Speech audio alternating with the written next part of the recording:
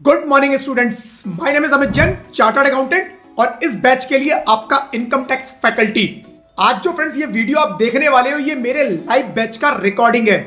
आपको फ्रेंड्स पता ही है, लाइव क्लास में कभी कभी कुछ एक्स्ट्रा मसाला भी रिकॉर्ड हो जाता है, लेकिन टेंशन बिल्कुल मत लेना। मैंने वो सारा मसाला, वो सब अनवांटेड पार्ट क्लीन कर दिया है। अब आपको मिलेगा सिर्फ पूरा स्टडी कंटेंट, नो बकवास, ओनली टैक्स की बात। इस बैच का फ्रेंड्स पूरा स्टडी मटेरियल डाउनलोड का लिंक आपको वीडियो के डिस्क्रिप्शन में फ्री डाउनलोड लिंक से मिल जाएगा। सजेशन बस इतना ही है कि इस वीडियो के साथ साथ मटेरियल खोल के पढ़ोगे तो डबल फायदा होगा। फ्रेंड्स ये बैच फुल्ली अपडेटेड है और आपके एग्जाम के लिए मार्च 2026 तक एप्लीकेबल है। मतलब अगर आपका एग्जाम मार्च 2026 या उससे पहले है तो ये बैच आपके लिए है। So enjoy the lecture, practice regularly और एग्जाम में अपना बेस्ट देना। Friends, best wishes from my side, all the very best for your studies and exam. और फ्रेंड्स याद रखो, टैक्स टफ नहीं है, बस थोड़ा रफ लगता है जब तक आप उसे अपना दोस्त नहीं बनाते। चलिए फ्रेंड्स शुरू करते हैं। Good morning Anoop. फ्रेंड्स एक बार कंफर्म करेंगे माय वॉइस इज क्लियर। अगर मेरी आवाज आप लोगों तक आ रही है फ्रेंड्स, एक बार प्लीज कंफर्म करेंगे।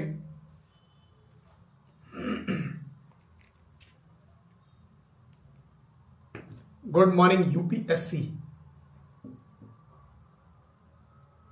ओके, कंफर्मेशन आ गई है। सो फ्रेंड्स नया चैप्टर आज हम लोग अपना शुरू करने वाले हैं, deductions from gross total income. Deductions from gross total income, ठीक है जी। लास्ट चैप्टर हम लोगों ने अपना कंप्लीट किया था हाउस प्रॉपर्टी का। आई होप उसमें कोई क्वेरी नहीं होगी। अब अगर कोई क्वेरी है तो आप पूछ लेना, ठीक है। Deductions from gross total income है क्या फ्रेंड्स? थोड़ा सा बैकग्राउंड समझ लेते हैं। लाइक मुझे अपनी इनकम कैलकुलेट करनी है, तो मेरे को अपनी इनकम कैलकुलेट करने के लिए 5 हेड होते हैं मेरे पास। पहला हेड होता है मेरे पास सैलरी। पहला हेड सैलरी रहेगा, राइट, जिसमें मैं अगर जॉब कर रहा हूं उससे रिलेटेड सारी इनकम मेरी आ जाती है। दूसरा हेड मेरा रहता है हाउस प्रॉपर्टी, राइट। मैंने अगर अपनी कोई प्रॉपर्टी है उसको रेंट पर उठाया हुआ है और सर मेरे पास कुछ किराए से इनकम आती है, रेंटल इनकम आती है, तो वो मेरी कहां जाएगी? हाउस प्रॉपर्टी में, ठीक है।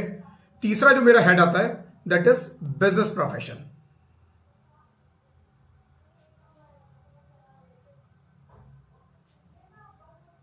बिजनेस प्रोफेशन, मैं कोई बिजनेस करता हूं, एक काम धंधा है मेरा, राइट। सेल परचेस का हो सकता है, वो सर्विस प्रोवाइड करने का हो सकता है, कुछ भी बिजनेस हो सकता है मेरा, राइट। मैं अगर बिजनेस कर रहा हूं तो बिजनेस से जितनी इनकम होगी वो मेरी बिजनेस प्रोफेशन में आएगी। देन चौथा हेड जो मेरा होता है that is capital gain. Capital gain, मैंने कोई प्रॉपर्टी, राइट, कोई एसेट, फिक्स्ड एसेट सेल की, परचेज किया, राइट, तो परचेज करके मैंने उसको सेल कर दिया, राइट, तो वो मेरी जो इनकम आएगी वो कैपिटल गेन के अंदर चली जाएगी। इसके अलावा जितना भी बचता है फ्रेंड्स वो मेरा सारा other sources, right, other sources की इनकम में चला जाता है, राइट, अदर सोर्सेस। और इन सबका फ्रेंड्स जब हम सम करते हैं तो वो हमारी क्या होती है? Gross total income, gross total income. तो फ्रेंड्स जब आप इन 5 हेड में इनकम कैलकुलेट करते हो, एक ऑलरेडी हाउस प्रॉपर्टी वाला चैप्टर हम लोग कंप्लीट कर चुके हैं। Salary, business profession, capital gain, other sources हमारा आना है अभी आगे, राइट। तो फ्रेंड्स इन 5 हेड में जब हम इनकम कैलकुलेट करते हैं तो इन 5 हेड से रिलेटेड कुछ खर्चे होते हैं जो आपको मिलते हैं। सैलरी के अंडर आपको सैलरी से रिलेटेड एक्सपेंसेस मिल जाते हैं। अब सैलरी से रिलेटेड एक्सपेंसेस क्या होंगे?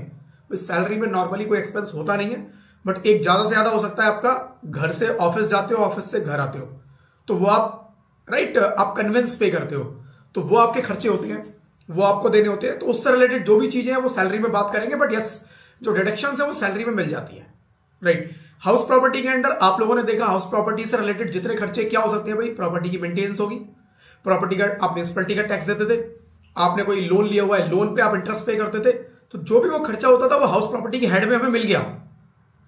ऐसे ही बिजनेस में, बिजनेस से रिलेटेड जो एक्चुअल एक्सपेंसेस हैं, बिजनेस के बहुत तरह के एक्सपेंसेस हो सकते हैं।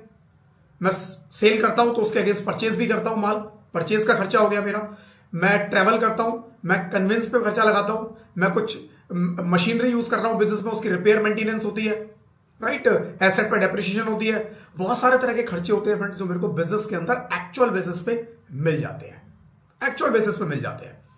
कैपिटल गेन के अंडर कैपिटल गेन से रिलेटेड स्टैंडर्ड खर्चे मिलेंगे आपको कि भाई आपने कितने का खरीदा, कितने का बेचा, डिफरेंस निकाल लो, उसके ऊपर कुछ स्टैंडर्ड चीजें मेरे को और अलाउड हो जाएगी। बट उस चैप्टर से रिलेटेड उस चैप्टर में मिलेगा, सेम अदर सोर्सेस में अदर सोर्सेस से रिलेटेड मेरे को खर्चे मिल जाएंगे। यानी कि कहने का मतलब यह है कि जितने भी आपने इन 5 हेड से रिलेटेड खर्चे किए, उन सब खर्चों की डिडक्शन चाहे स्टैंडर्ड या एक्चुअल आपको उन पर्टिकुलर हेड के अंदर मिल गई, उन पर्टिकुलर हेड में मिल चुकी है। और उन सारे खर्चों की डिडक्शन लेने के बाद मैं कैलकुलेट करता हूं इनकम, और इनकम के बाद मैं इनका टोटल करके निकालता हूं जी ग्रॉस टोटल इनकम। अब मेरा एक सवाल फ्रेंड्स आप लोगों से है कि जब सब खर्चों की डिडक्शन मुझे ऑलरेडी मिल चुकी, हर हेड से रिलेटेड सारे खर्चों की डिडक्शन मुझे ऑलरेडी मिल चुकी है, तो क्या कोई खर्चे ऐसे बचे हैं जिनकी डिडक्शन अभी मिलना बाकी है? कौन सी ऐसी डिडक्शन है जो मैं बोल रहा हूं नहीं जी ये भी मिलनी चाहिए, राइट? एक लेमन टर्म में बात करेंगे, अभी एक टैक्स प्रोफेशनल की तरह बात नहीं करेंगे, एक लेमन टर्म में समझेंगे कि भाई कौन से ऐसे और खर्चे हो सकते हैं जिनकी मुझे डिडक्शन अभी नहीं मिलनी चाहिए। कौन से आपके हिसाब से हो सकते हैं फ्रेंड्स, एक बार बताना जरूर। Good morning Ramesh, good morning.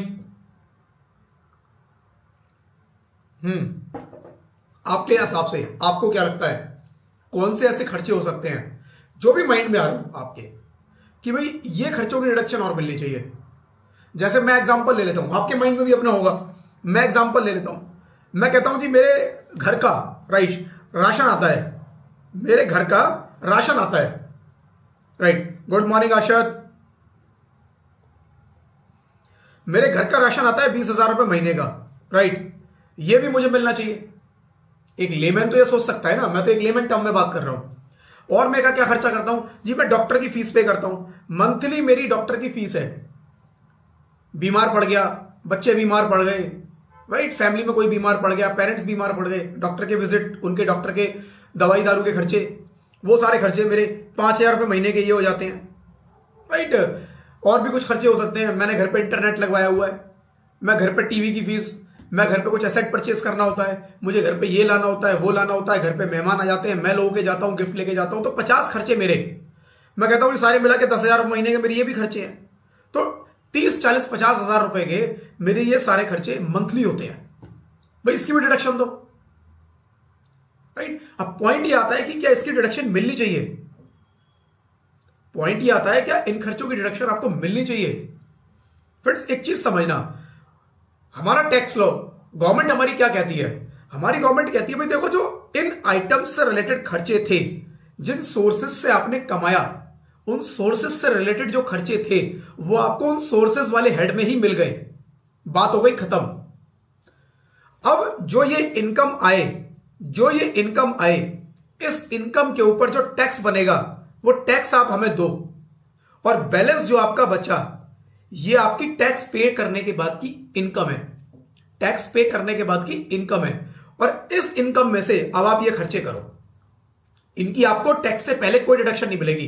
भाई ये पैसा जो बचा ये हमने इसीलिए तो बचाया आपका, टैक्स देने के बाद कि भाई इतना टैक्स दो, बाकी आपके पर्सनल खर्चे। यानी कि टैक्स पे करने के बाद जो मेरी इनकम आती है वो मेरे पर्सनल एक्सपेंसेस के लिए होती है। अब मैं उसमें से चाहे मैं खर्चा करूं चाहे मैं सेविंग करूं, वो मेरी चॉइस है, राइट। मैंने एक बार टैक्स पे कर दिया, उसके बाद जो बचा वो मेरे पर्सनल चॉइस है, मैं पर्सनल खर्चों पे, पर्सनल इन्वेस्टमेंट पे, पर्सनल आइटम्स पे उसको लगाने वाला हूं। बट गवर्नमेंट यहां पर कहती है कि आप रुक जाओ।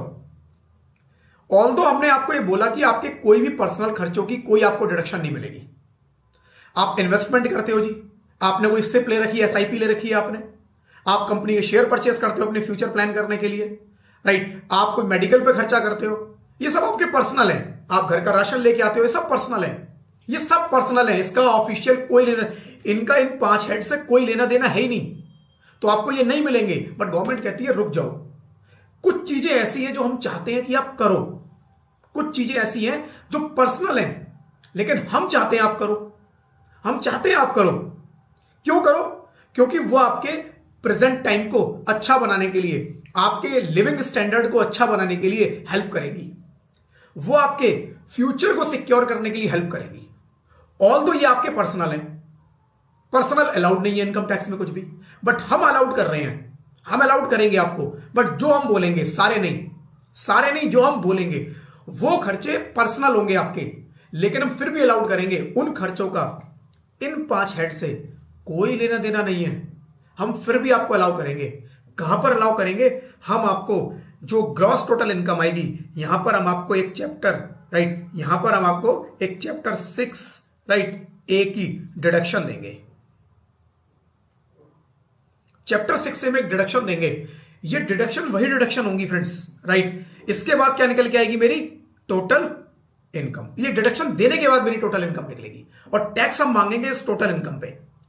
हम ग्रॉस टोटल इनकम पे नहीं मांग रहे, हम कह रहे हैं जी हम आपको कुछ डिडक्शन देंगे, बट ये डिडक्शन इस हेड से रिलेटेड नहीं है, ये आपकी पर्सनल है।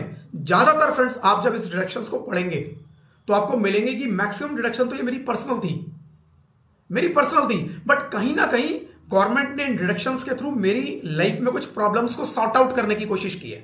तो गवर्नमेंट चाहती है कि भाई किसी भी कंट्री के जो लोग हैं, राइट, जब लॉ बनाया जाता है कोई भी, तो उसको ये चीज ध्यान में रखा जाता है कि उस कंट्री के जो लोग हैं, राइट, अगर वो प्रॉपरली रह रहे हैं, वो हैप्पी हैं, वो खुश हैं, वो प्रॉब्लम्स उनकी लाइफ में कम से कम है, तो वो कंट्री उतनी ज्यादा डेवलप करेगी। तो ऑल्दो इसका कंट्री से कोई लेने देना नहीं है, लेकिन कंट्री में रहने वाले लोगों से लेने देना है, उनकी पर्सनल लाइफ से रिलेटेड है ये सारे, उनको ये देना जरूरी है। अगर हम ये नहीं देंगे तो वो इन पे खर्चा नहीं करेंगे। एक तरीका होता, गवर्नमेंट आपको बोलेगी जी आप इस चीज पे खर्चा करो, आप बोलोगे क्यों करूं, मैं नहीं करता। दूसरा तरीका गवर्नमेंट ने निकाला कि आप इस पे करो, और जितना आप करोगे उस पे हम आपको टैक्स बेनिफिट दे देंगे। अब क्या होगा? लोग एनकरेज होंगे ये वाले खर्चे करने के लिए कि अच्छा टैक्स बच जाएगा।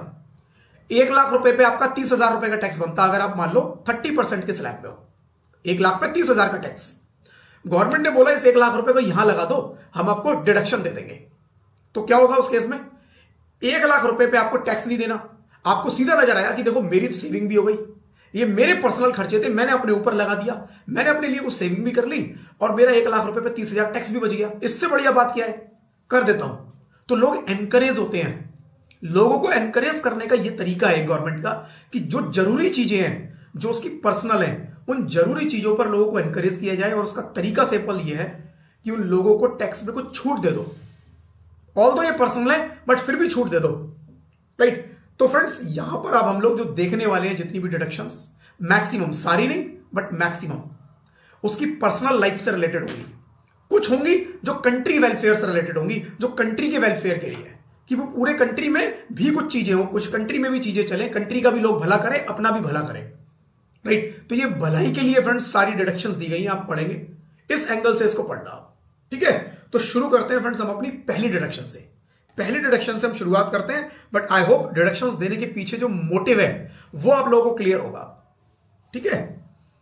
तो deductions from gross total income.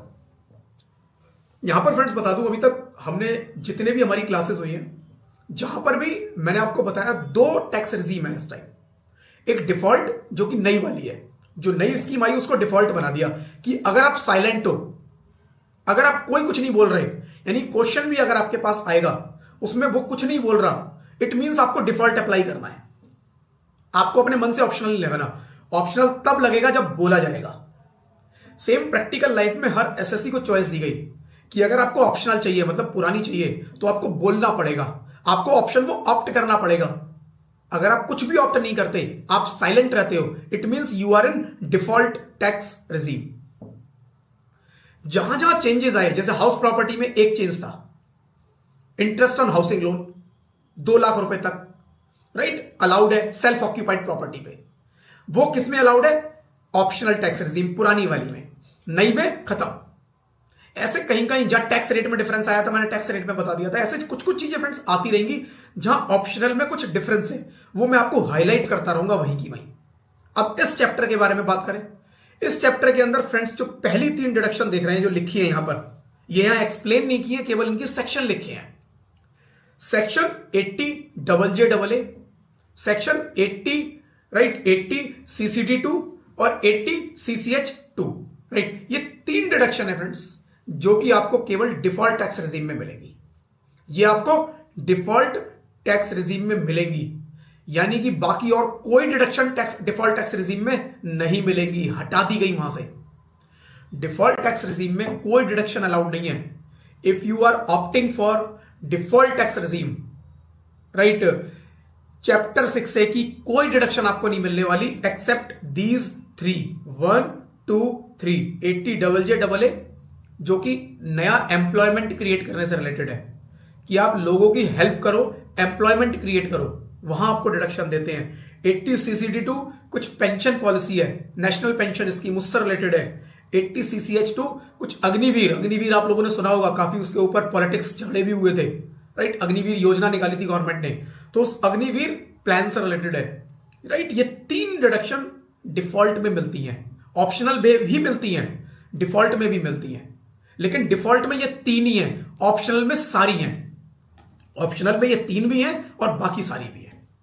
तो अगर आपके पास क्वेश्चन आएगा ऑप्शनल टैक्स रिजीम, इसलिए क्वेश्चन को बहुत केयरफुली पढ़ना है, उसके अंदर देखना है कि क्या मुझे ये बोला तो नहीं गया है ऑप्शनल।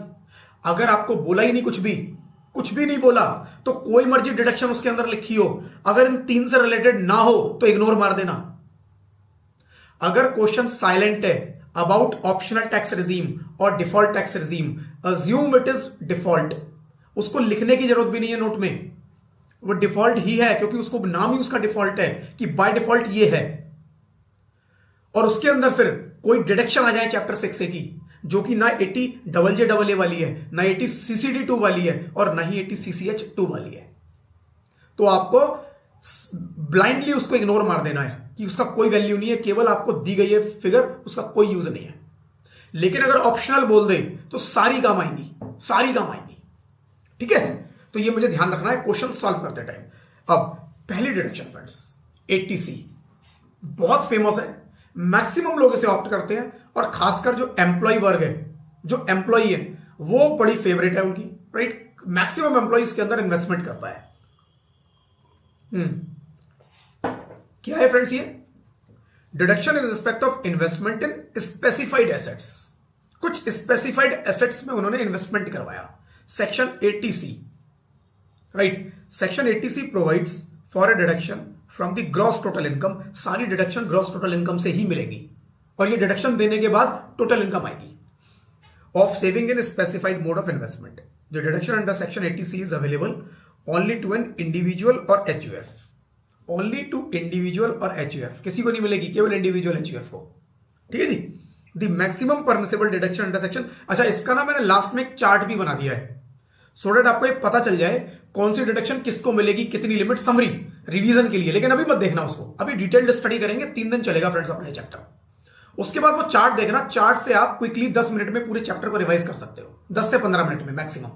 पूरा समरी दे रखी है उस चार्ट में मैंने, ठीक है। The maximum permissible deduction under section 80C is 1.5 lakh. कह रहा 1.5 लाख रुपए की मैक्सिमम डिडक्शन मिलेगी। आप 2.5 लाख की इन्वेस्टमेंट करो तो आपको 1.5 लाख की डिडक्शन, आप 5 लाख की करो तो 1.5 लाख की, आप 75,000 की करो तो 75,000 की, यानी कि एक्चुअल और 1.5 lakhs whichever is lower, maximum 1.5 lakh की मिलेगी। The following are the investment contribution eligible for deduction. अब वो कह रहा है ये सारी डिडक्शन है जो नीचे लिस्ट है। देखो फ्रेंड्स, इन लिस्ट में बहुत ज्यादा चीजें समझने वाली नहीं है, ये आपको याद करनी पड़ेगी, और याद करने का सिंपल तरीका है कि इनको मल्टीपल टाइम पढ़ना, सो डेट एग्जाम में जब ये आए नाम लिखा है तो आपको याद आ जाएगा ये उससे रिलेटेड था। अच्छा ठीक है, बट कुछ कुछ चीजें मैं समझने वाली है वो मैं बता देता हूं आपको। Contribution to unit linked insurance plan, government का एक यूनिट लिंक्ड इंश्योरेंस प्लान है, उसमें contribution in the name of individual, his her spouse और एनी चाइल्ड, अपनी वाइफ या हस्बैंड के नाम पे, बच्चों के नाम पे, या अपने खुद के नाम पे मैंने कोई यहां पर प्लान लिया है, राइट, तो वो अलाउड हो जाएगा मेरे को। HUF अगर तो HUF अपने किसी मेंबर के नाम पे ले सकता है। HUF का कर्ता, उसके मल्टीपल नीचे मेंबर, उसके बच्चे ही उसके मेंबर होते हैं, उसकी वाइफ, राइट, उसके बच्चे वो उसके मेंबर होते हैं, तो वो उनके नाम पे भी ले सकता है, कोई दिक्कत नहीं है, राइट, मिल जाएगी। तो फ्रेंड्स एक प्लान है, इंश्योरेंस प्लान है, राइट, यूनिट एक बेसिकली प्लान है, राइट, इंश्योरेंस प्लान 1971 में लॉन्च किया गया होगा, राइट, उसके यूनिट्स अगर आपने कुछ परचेस कर लिए हैं तो आपको डिडक्शन या ITC में मिल जाएगी। Same way contribution unit linked insurance plan of LIC, same unit linked insurance plan LIC का है कोई लाइफ इंश्योरेंस पॉलिसी का, राइट। तो एलआईसी का आपने सेम प्लान लिया हुआ है, वो भी आपको मिल जाएगी। और same individual, spouse, child of individual और एचयूएफ के केस में कोई भी मेंबर, सेम वही लोग हैं, मिल जाएगा। Premium paid in respect of life insurance policy, आपने कोई लाइफ इंश्योरेंस पॉलिसी ली हुई है। लाइफ इंश्योरेंस पॉलिसी से मतलब ये नहीं है कि आपने एलआईसी कंपनी से ली, आपने किसी भी कंपनी से ली, आईसीआईसी से ली, एचडीएफसी, आजकल बहुत सारी कंपनीज हैं जो लाइफ इंश्योरेंस पॉलिसी सेल करती हैं, राइट। तो आपने किसी से भी लिया, अलाउड है 80C में, ठीक है जी। किसको मिलेगा? Individual, spouse, any child, HUF अपने किसी भी मेंबर के नाम पे, सेम वही लोग हैं, अभी भी लोग चेंज नहीं हो रहे हैं, ठीक है। The following is a tabular summary of deduction allowed section 80C, right, and date of issue of policies. तो बेसिकली वो ये कह रहा है कि अगर आपने कोई लाइफ इंश्योरेंस पॉलिसी ली है, ये लाइफ इंश्योरेंस पॉलिसी के रिगार्डिंग बात कर रहा है, कह रहा है लाइफ इंश्योरेंस पॉलिसी आपने ली, इसके अंदर लिमिट 1.5 लाख रुपए की है, मतलब 80C की लिमिट 1.5 लाख की है, कि आप इनमें से कुछ पॉलिसी आप लेते हो, कुछ यूनिट लिंक्ड इंश्योरेंस प्लान में लगा देते हो, कुछ आप एलआईसी की पॉलिसी ले लेते हो, कुछ एलआईसी की आप म्यूचुअल फंड ले लेते हो, अलग अलग पॉलिसीज में। कह रहा है इन सब में थोड़ा थोड़ा लगाया, टोटल 1.5 लाख मिलेगा आपको। आपने इन सब में थोड़ा थोड़ा लगाया और लगा दिया जी 2.5 लाख रुपया, 50 इसमें 50 उसमें, कह रहा है 2.5 टोटल है, आप 1.5 की डिडक्शन ले लो। तो ओवरऑल लिमिट 1.5 की है, एक तो मुझे ये याद रखना है। दूसरा, स्पेशली अगर मैंने कोई एलआईसी, राइट, अगर मैंने कोई एलआईसी ली है, कौन सी? लाइफ इंश्योरेंस पॉलिसी ली हुई है, लाइफ इंश्योरेंस पॉलिसी ली हुई है। लाइफ इंश्योरेंस पॉलिसी के केस में फ्रेंड्स यहां पर कुछ लिमिट्स है, कि ऐसा नहीं है कि आप कुछ भी प्रीमियम पेड कर दो, यहां पर कुछ लिमिट लगाई गई। वो लिमिट क्या है फ्रेंड्स? अगर आपने पॉलिसी ली बिफोर 31/3/2012, बहुत पुरानी बात हो रही है, 31/3/2012 से पहले की ये पॉलिसी है। प्रीमियम कई बार क्या होता है फ्रेंड्स, 10-10, 15-15 साल तक चलते हैं आगे। तो आपने पॉलिसी तब ले ली थी, बट प्रीमियम आप आज भी पे कर रहे हो उस पॉलिसी का, राइट। मेरी 15 साल की, 20 साल की पॉलिसी थी, मैं प्रीमियम पे कर रहा हूं उसका ईयरली।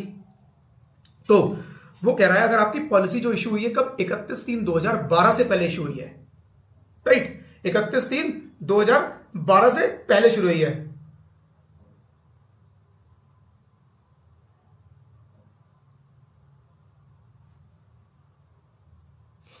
माधवी, आपका कुछ कमेंट आया, मेरे को समझ में नहीं आया क्या लिखा आपने। ये मुझे लग रहा है गलती से कुछ और आपने कहीं और लिखना था, कुछ और लिख दिया। चलो चेक कर लेना, ठीक है जी। तो अगर पॉलिसी आपने कब ली? 31/3/2012 से पहले ली है, राइट। तो आपने premium paid to the extent of 20% of sum assured. अब ये क्या है, ये समझ लो थोड़ा सा, यही बता देता हूं। मान लो आपने एक पॉलिसी ली इंश्योरेंस की, राइट, एक पॉलिसी ली, पॉलिसी का सम एश्योर्ड। सम एश्योर्ड क्या होता है? सम एश्योर्ड, सम इंश्योर्ड, जो मर्जी बोल दो, राइट। सम इंश्योर्ड, उसका 20 लाख रुपए का है। मतलब मोटा मोटा देखो ऐसा समझो कि जब ये पॉलिसी आपकी मैच्योर होगी तो आपको जो पैसा मिलेगा वो लगभग 20 लाख रुपया मिलेगा, ठीक है। सम इंश्योर्ड 20 लाख रुपए है आपका। अब वो कह रहा है कि जी premium paid to the extent of 20%। कह रहा है मान लो इसका जो प्रीमियम जा रहा है ईयरली, राइट, ईयरली जो आपका प्रीमियम जा रहा है वो कितना है? वो कहता है ये 3 लाख रुपए है। 3 लाख रुपए का मेरा ईयरली प्रीमियम जाएगा और इस प्रीमियम को हो सकता है मैं 5 साल पे करूंगा, 5 साल में 15 लाख रुपया बनता है, और मेरे को जब मैच्योरिटी पे पैसा मिलेगा वो 20 लाख रुपए मिलेगा, मान लो एग्जांपल में। तो वो कह रहा है क्वेश्चन के अंदर कि अगर आपने ये पॉलिसी ली, राइट, ये पॉलिसी अगर आपने ली 3 लाख रुपए की, तो वो कह रहा है आपको 20 लाख का 20% निकालो, 20 लाख का 20% निकालो, कितना होता है? 4 लाख। कह रहा है मैक्सिमम आप इतना प्रीमियम पे कर सकते हो, बस 4 लाख से ऊपर मत पे करना। अगर आपने 4 लाख से ऊपर पे किया तो आपको डिडक्शन जो मिलेगी वो 4 लाख की मिलेगी, 4 लाख की मिलेगी। अब ओवरऑल डिडक्शन ही 1.5 लाख की है, वो एक अलग चीज है। मैं छोटा एग्जांपल ले लेता हूं, आपका सम इंश्योर्ड कितने का है? आपका सम इंश्योर्ड है सपोज 5 लाख रुपए का, 5 लाख रुपए का सम इंश्योर्ड है, राइट। इसका 20% कितना होता है जी? 1 लाख। कह रहा है 1 लाख से ऊपर का प्रीमियम नहीं होना चाहिए आपका ईयरली। अब मैं मान लो प्रीमियम पे कर रहा हूं 1.5 लाख रुपए, मैंने सोचा 1.5 लाख की 80C में मिलती है, ये मिल जाएगी मुझे, तो 1.5 लाख रुपए का मैंने प्रीमियम पे कर दिया। ऐसी पॉलिसी जिसका सम इंश्योर्ड कितना है? 5 लाख, तो ठीक है 1.5 लाख मिल जाएगा। लेकिन यहां लाइफ इंश्योरेंस पॉलिसी जो आपने ली है उसके अंदर एक कैपिंग डाल दी कि जो आपका प्रीमियम है वो 5 लाख के 20% से ज्यादा ना हो, 1 लाख। तो इसमें 1.5 लाख की एग्जेम्पशन मिलेगी नहीं आपको, 1 लाख की मिलेगी बस। 1 लाख की ये मिल जाएगी। 50,000 का अगर कुछ और भी है, कोई और पॉलिसी भी आपने लिया, कोई और प्लान ले रखा है जो एलिजिबल है इस लिस्ट के अंदर, वो आपको मिल जाएगा। मतलब मिल जाएगा टोटल 1.5, लेकिन इस पर्टिकुलर आइटम से रिलेटेड आपको केवल 1 लाख मिलने वाला है। ठीक है ना, इस पर्टिकुलर आइटम से रिलेटेड आपको 1 लाख मिलने वाला है, सिंपल। तो ये बोल रहा है वो कि अगर आपने पॉलिसी कब ली 31/3/2012 से पहले, 31/3/2012 या उससे पहले ली है तो 20%। लेकिन अगर आपने पॉलिसी कब ली 1/4/2012 या उसके बाद, 1/4/2012, राइट, आपने पॉलिसी कब ली 1 अप्रैल 2012, राइट, 2012 के बाद ली, तो वो कह रहा है ये 20% नहीं फिर 10% है बस। लिमिट कम कर दी, लिमिट कम कर दी कि अगर आपने 5 लाख रुपए की पॉलिसी ली है, 5 लाख रुपए क्या है मेरा सम इंश्योर्ड, मैच्योरिटी पे मुझे मोटा मोटा 5 लाख रुपया मिलेगा, तो कह रहा है इसका प्रीमियम 50,000 से ज्यादा मत देना, 10% बस। अगर 50 से ज्यादा दिया तो अलाउड जो होगा वो 50 होगा बस, 40 पे कर दो। तो आपको प्रीमियम जो पॉलिसी लेनी है वो ऐसे प्रीमियम वाली लेनी है जिनकी, राइट, जिनकी बेसिकली जो जिनकी पॉलिसी का जिनका premium amount, right, premium amount 10% या उससे कम बैठना चाहिए। सिंगल पॉलिसी में मिल जाएगा, राइट, प्रीमियम पे, राइट, मिलना कितना देना है आपको 10% या उससे कम प्रीमियम देना है, इससे ज्यादा प्रीमियम नहीं देना आपको। ठीक है, ये चीज मुझे ध्यान रखनी है। अब यहां पर क्या किया गया, यहां पर एक और काम किया गया, ये 1 अप्रैल 2012 के बाद चेंज लाए गए, 20 से सीधा 10 कर दिया गया। लेकिन एक प्रॉब्लम थी हैंडीकैप के केस में, पर्सन है हैंडीकैप। अब पर्सन हैंडीकैप है, हैंडीकैप के केस में भी 10%, सबके केस में 10%। तो नेक्स्ट ईयर जाके गवर्नमेंट को रियलाइज हुआ कि नहीं, ये 10% वाला सबके लिए ठीक नहीं है, क्योंकि जो पर्सन हैंडीकैप है उनकी नॉर्मली क्या होता है, पॉलिसीज महंगी मिलती है, उनको ज्यादा इन्वेस्ट करना होता है, राइट, उनको जरूरत ज्यादा है। तो उनकी जरूरत को ध्यान में रखते हुए 1 अप्रैल 2012 को 10% बोला, लेकिन उन्हें बोला कि 1 अप्रैल 2013, कब से 1 अप्रैल 13 या उसके बाद अगर कोई हैंडीकैप है, अगले साल गवर्नमेंट को रियलाइज हो गया ये चीज कि अगर कोई हैंडीकैप है तो उसके केस में 15% ले लो बस। यानी कि 1 अप्रैल 2012 से पहले है तो 20%, 1 अप्रैल 2012 के बाद है तो 10%, लेकिन अगर 1 अप्रैल 2013 के बाद है और वो पर्सन हैंडीकैप है तो 15%। पहले 20 से 10 किया, 1 साल 10 चला, हैंडीकैप थे, डिमांड गई कि भाई आप उनके बारे में सोचो, आपने सबके लिए 10 कर दिया, हैंडीकैप को तो जरूरत है, उनके लिए तो एटलीस्ट आप छोड़ देते। तो उन्होंने कहा ठीक है 20 नहीं करेंगे, उनके लिए हम 15 कर देते हैं। तो नेक्स्ट ईयर ये अमेंडमेंट आ गई 1 अप्रैल 2013 से 15%, बस सिंपल। ये है स्टोरी इसके अंदर।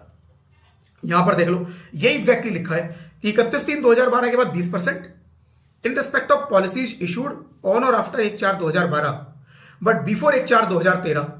तो 1/4/12 के बाद, राइट, 1 अप्रैल 13 से पहले पहले सबके लिए 10% था, चाहे हैंडीकैप नॉन हैंडीकैप। लेकिन 1 अप्रैल 13 के बाद उन्होंने बोला नॉर्मल हैंडीकैप कोई है तो 15%, right, 15%, right, premium paid to the extent of 15% of sum assured, right. अगर कोई पर्सन हैंडीकैप है, देखो, where insurance is on the life of person with disability और severe disability as referred in section 80U। Section 80U अपने इसी chapter का part है जो लास्ट सेक्शन आएगा अपना। 80U बात करता है कि कोई पर्सन है जो हैंडीकैप है, पर्सन ऑफ डिसेबिलिटी, राइट, उनको कुछ छूट देता है, उनको कुछ डिडक्शंस देता है उनकी लाइफ के मेंटेनेंस के लिए, राइट। तो उसके अंदर कोई डिसेबिलिटी मेंशन्ड है, अगर वो वाली डिसेबिलिटी अगर आपको है, राइट, किसी पर्सन को है, तो उसको फिर जो प्रीमियम पे करना है वो 15% तक उन्होंने अलाउड कर दिया कि आप 15% तक भी पे करोगे, आपको हम छूट दे देंगे, ठीक है, 15% तक। और where insurance is on the life of any other person, कोई और पर्सन है तो 10%, ठीक है। तो 1 अप्रैल 2012 से पहले 20% चल रहा था सबके लिए, उसके बाद 1 अप्रैल 2012 से सबके लिए 10% कर दिया, सबके लिए 10% कर दिया। फिर 1 साल बाद हैंडीकैप के लिए सोचा, 1 अप्रैल 2013 से हैंडीकैप के लिए 15% कर दिया, बाकी सबके लिए एज इट इज रखा। ठीक है। तो जब भी मेरे पास क्वेश्चन आएगा उसके अंदर अगर मेरे को दे रखा है जी LIC उसने कोई लाइफ इंश्योरेंस पॉलिसी ली, प्रीमियम पे किया इतना और सम इंश्योर्ड या सम एश्योर्ड जो भी बोलता है वो कितना है, इतना है जी, तो आप डेट देखोगे उसमें वो पॉलिसी कब ली है, उसमें पॉलिसी की डेट दी होगी आपको। वो पॉलिसी जो डेट दी है वो 1 अप्रैल 2012 से पहले की है या बाद की है।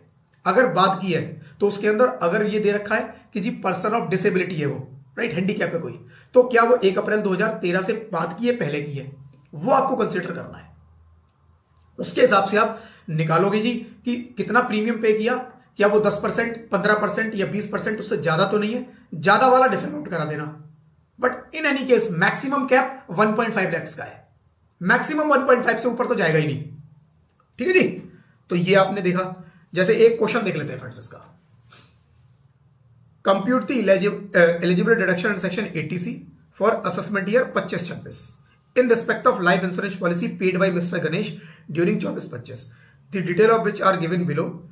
Right, Mr. Ganesh has exercised the option of shifting out of default tax regime provided under section 115 BAC. ये section 115 BAC क्या है फ्रेंड्स?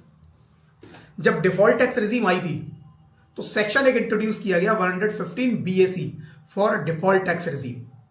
तो डिफॉल्ट टैक्स रिजीम में जो जो आपके अधिकार छीन लिए गए, जो जो चीजें आपको नहीं दी गई या जो चीजें आपको एक्स्ट्रा दी गई, वो सब एक इसी सेक्शन में मेंशन्ड है। तो 115 BAC पूरी डिफॉल्ट टैक्स रिजीम को हैंडल कर रहा है अकेला। ठीक है, तो वो कह रहा है कि उसने इस सेक्शन से ऑप्ट आउट कर दिया है, मतलब वो कह रहा है मुझे डिफॉल्ट नहीं चाहिए, मुझे ऑप्शनल चाहिए। क्वेश्चन के अंदर आपको बता दिया है, राइट। अब आपको निकलना है, उसने 30/3/2012 सेल्फ अपने लिए 9 लाख रुपए का सम एश्योर्ड था, राइट। इंश्योरेंस प्रीमियम पे किया 48,000 का। पॉलिसी कब ली? 30/3/2012, 1/4/2012 से पुरानी पॉलिसी है सेल्फ के लिए। स्पाउस के लिए ली 1/5/2018, राइट। कितनी? 1.5 लाख रुपए का सम एश्योर्ड है, 20,000 रुपए प्रीमियम पे किया उसका ईयरली। 1/6/2021 के लिए उसका हैंडीकैप सन है, बेटा है हैंडीकैप, सेक्शन 80U वाली डिसेबिलिटी है, यानी कि एलिजिबल है हैंडीकैप के लिए। 4 लाख की पॉलिसी, 80,000 रुपए प्रीमियम पे किया। कह रहा है 80C में बताओ कितने की एग्जेम्पशन मिलेगी।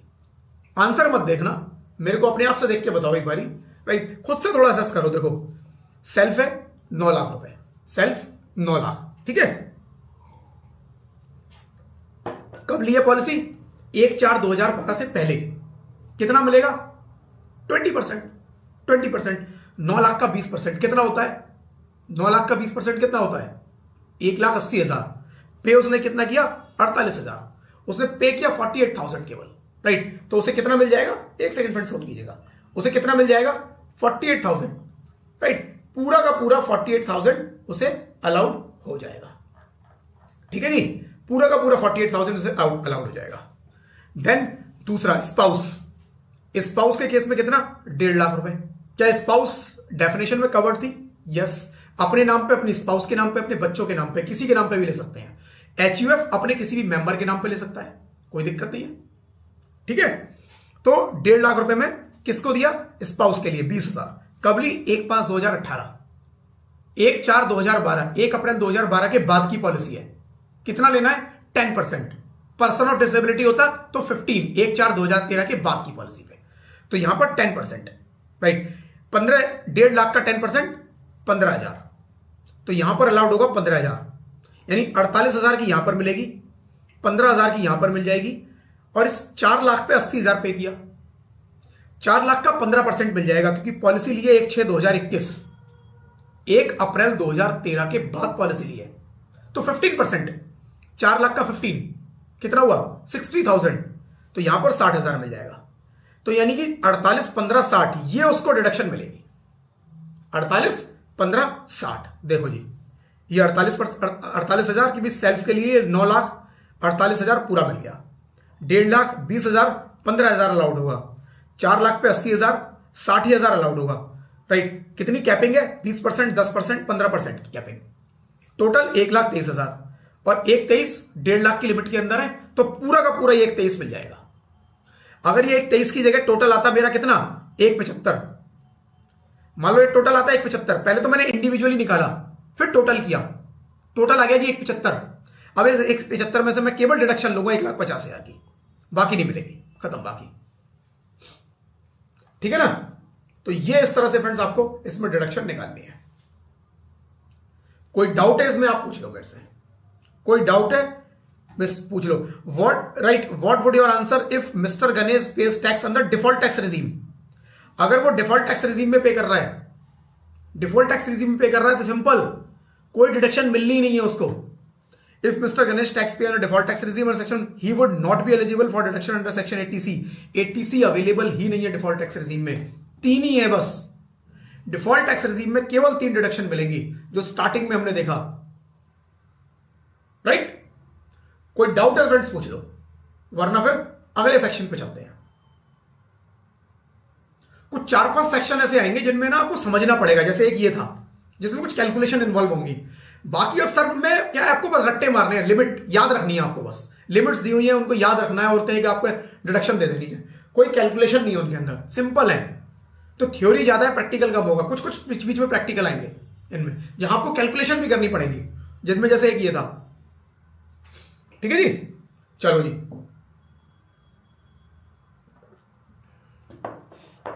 अगला पॉइंट, तो इसमें फ्रेंड्स अच्छा नेक्स्ट है इसके अंदर investment in public provident fund, PPF. PPF क्या है फ्रेंड्स? Public provident fund. आप गवर्नमेंट की एक स्कीम है, आप बैंक में जाकर अकाउंट खुलवा सकते हो, पीपीएफ अकाउंट, और उसमें अपना पैसा जमा कर सकते हो। नॉर्मली इसके अंदर फ्रेंड्स क्या होता है, 15 साल के लिए आपका पैसा ब्लॉक हो जाता है। आप जो इन्वेस्टमेंट करोगे उस पर आपको इंटरेस्ट मिलेगा अच्छा, लेकिन 15 साल तक आप निकाल नहीं पाओगे। तो थोड़ा सा लॉन्ग टर्म इन्वेस्टमेंट अगर जिसको प्लान करनी है वो इसको देख सकता है। इसमें भी पैसा सेल्फ, स्पाउस, एचयूएफ या चिल्ड्रन एचयूएफ अकाउंट खोल सकता है इन the name of any of its member, same. ठीक है, तो उसमें आप पैसा लगा दो या जमा कर दो Sukanya Samriddhi account. Sukanya Samriddhi account friends government ने स्कीम निकाली थी, आप लोगों को शायद आइडिया भी होगा इसका, राइट? सभी को आइडिया होगा। तो इसमें भी वो कहते हैं गर्ल चाइल्ड के लिए आप पैसा डिपॉजिट करा सकते हो बेसिकली, राइट? तो गवर्नमेंट की ये स्कीम थी जिसमें आप पैसा लगा सकते हो, पैसा लगा सकते हो किसमें? इन the name of any girl child of the individual. मेरी बेटी, मैं अपनी बेटी के नाम पे पैसा जमा करा सकता हूं। Any girl child for home such individual is legal guardian, मतलब मेरी बेटी नहीं है बट मैं उसका लीगल गार्जियन हूं, लीगली मुझे कस्टडी दी गई है उसकी कि भाई आप देख रेख करोगे इसकी।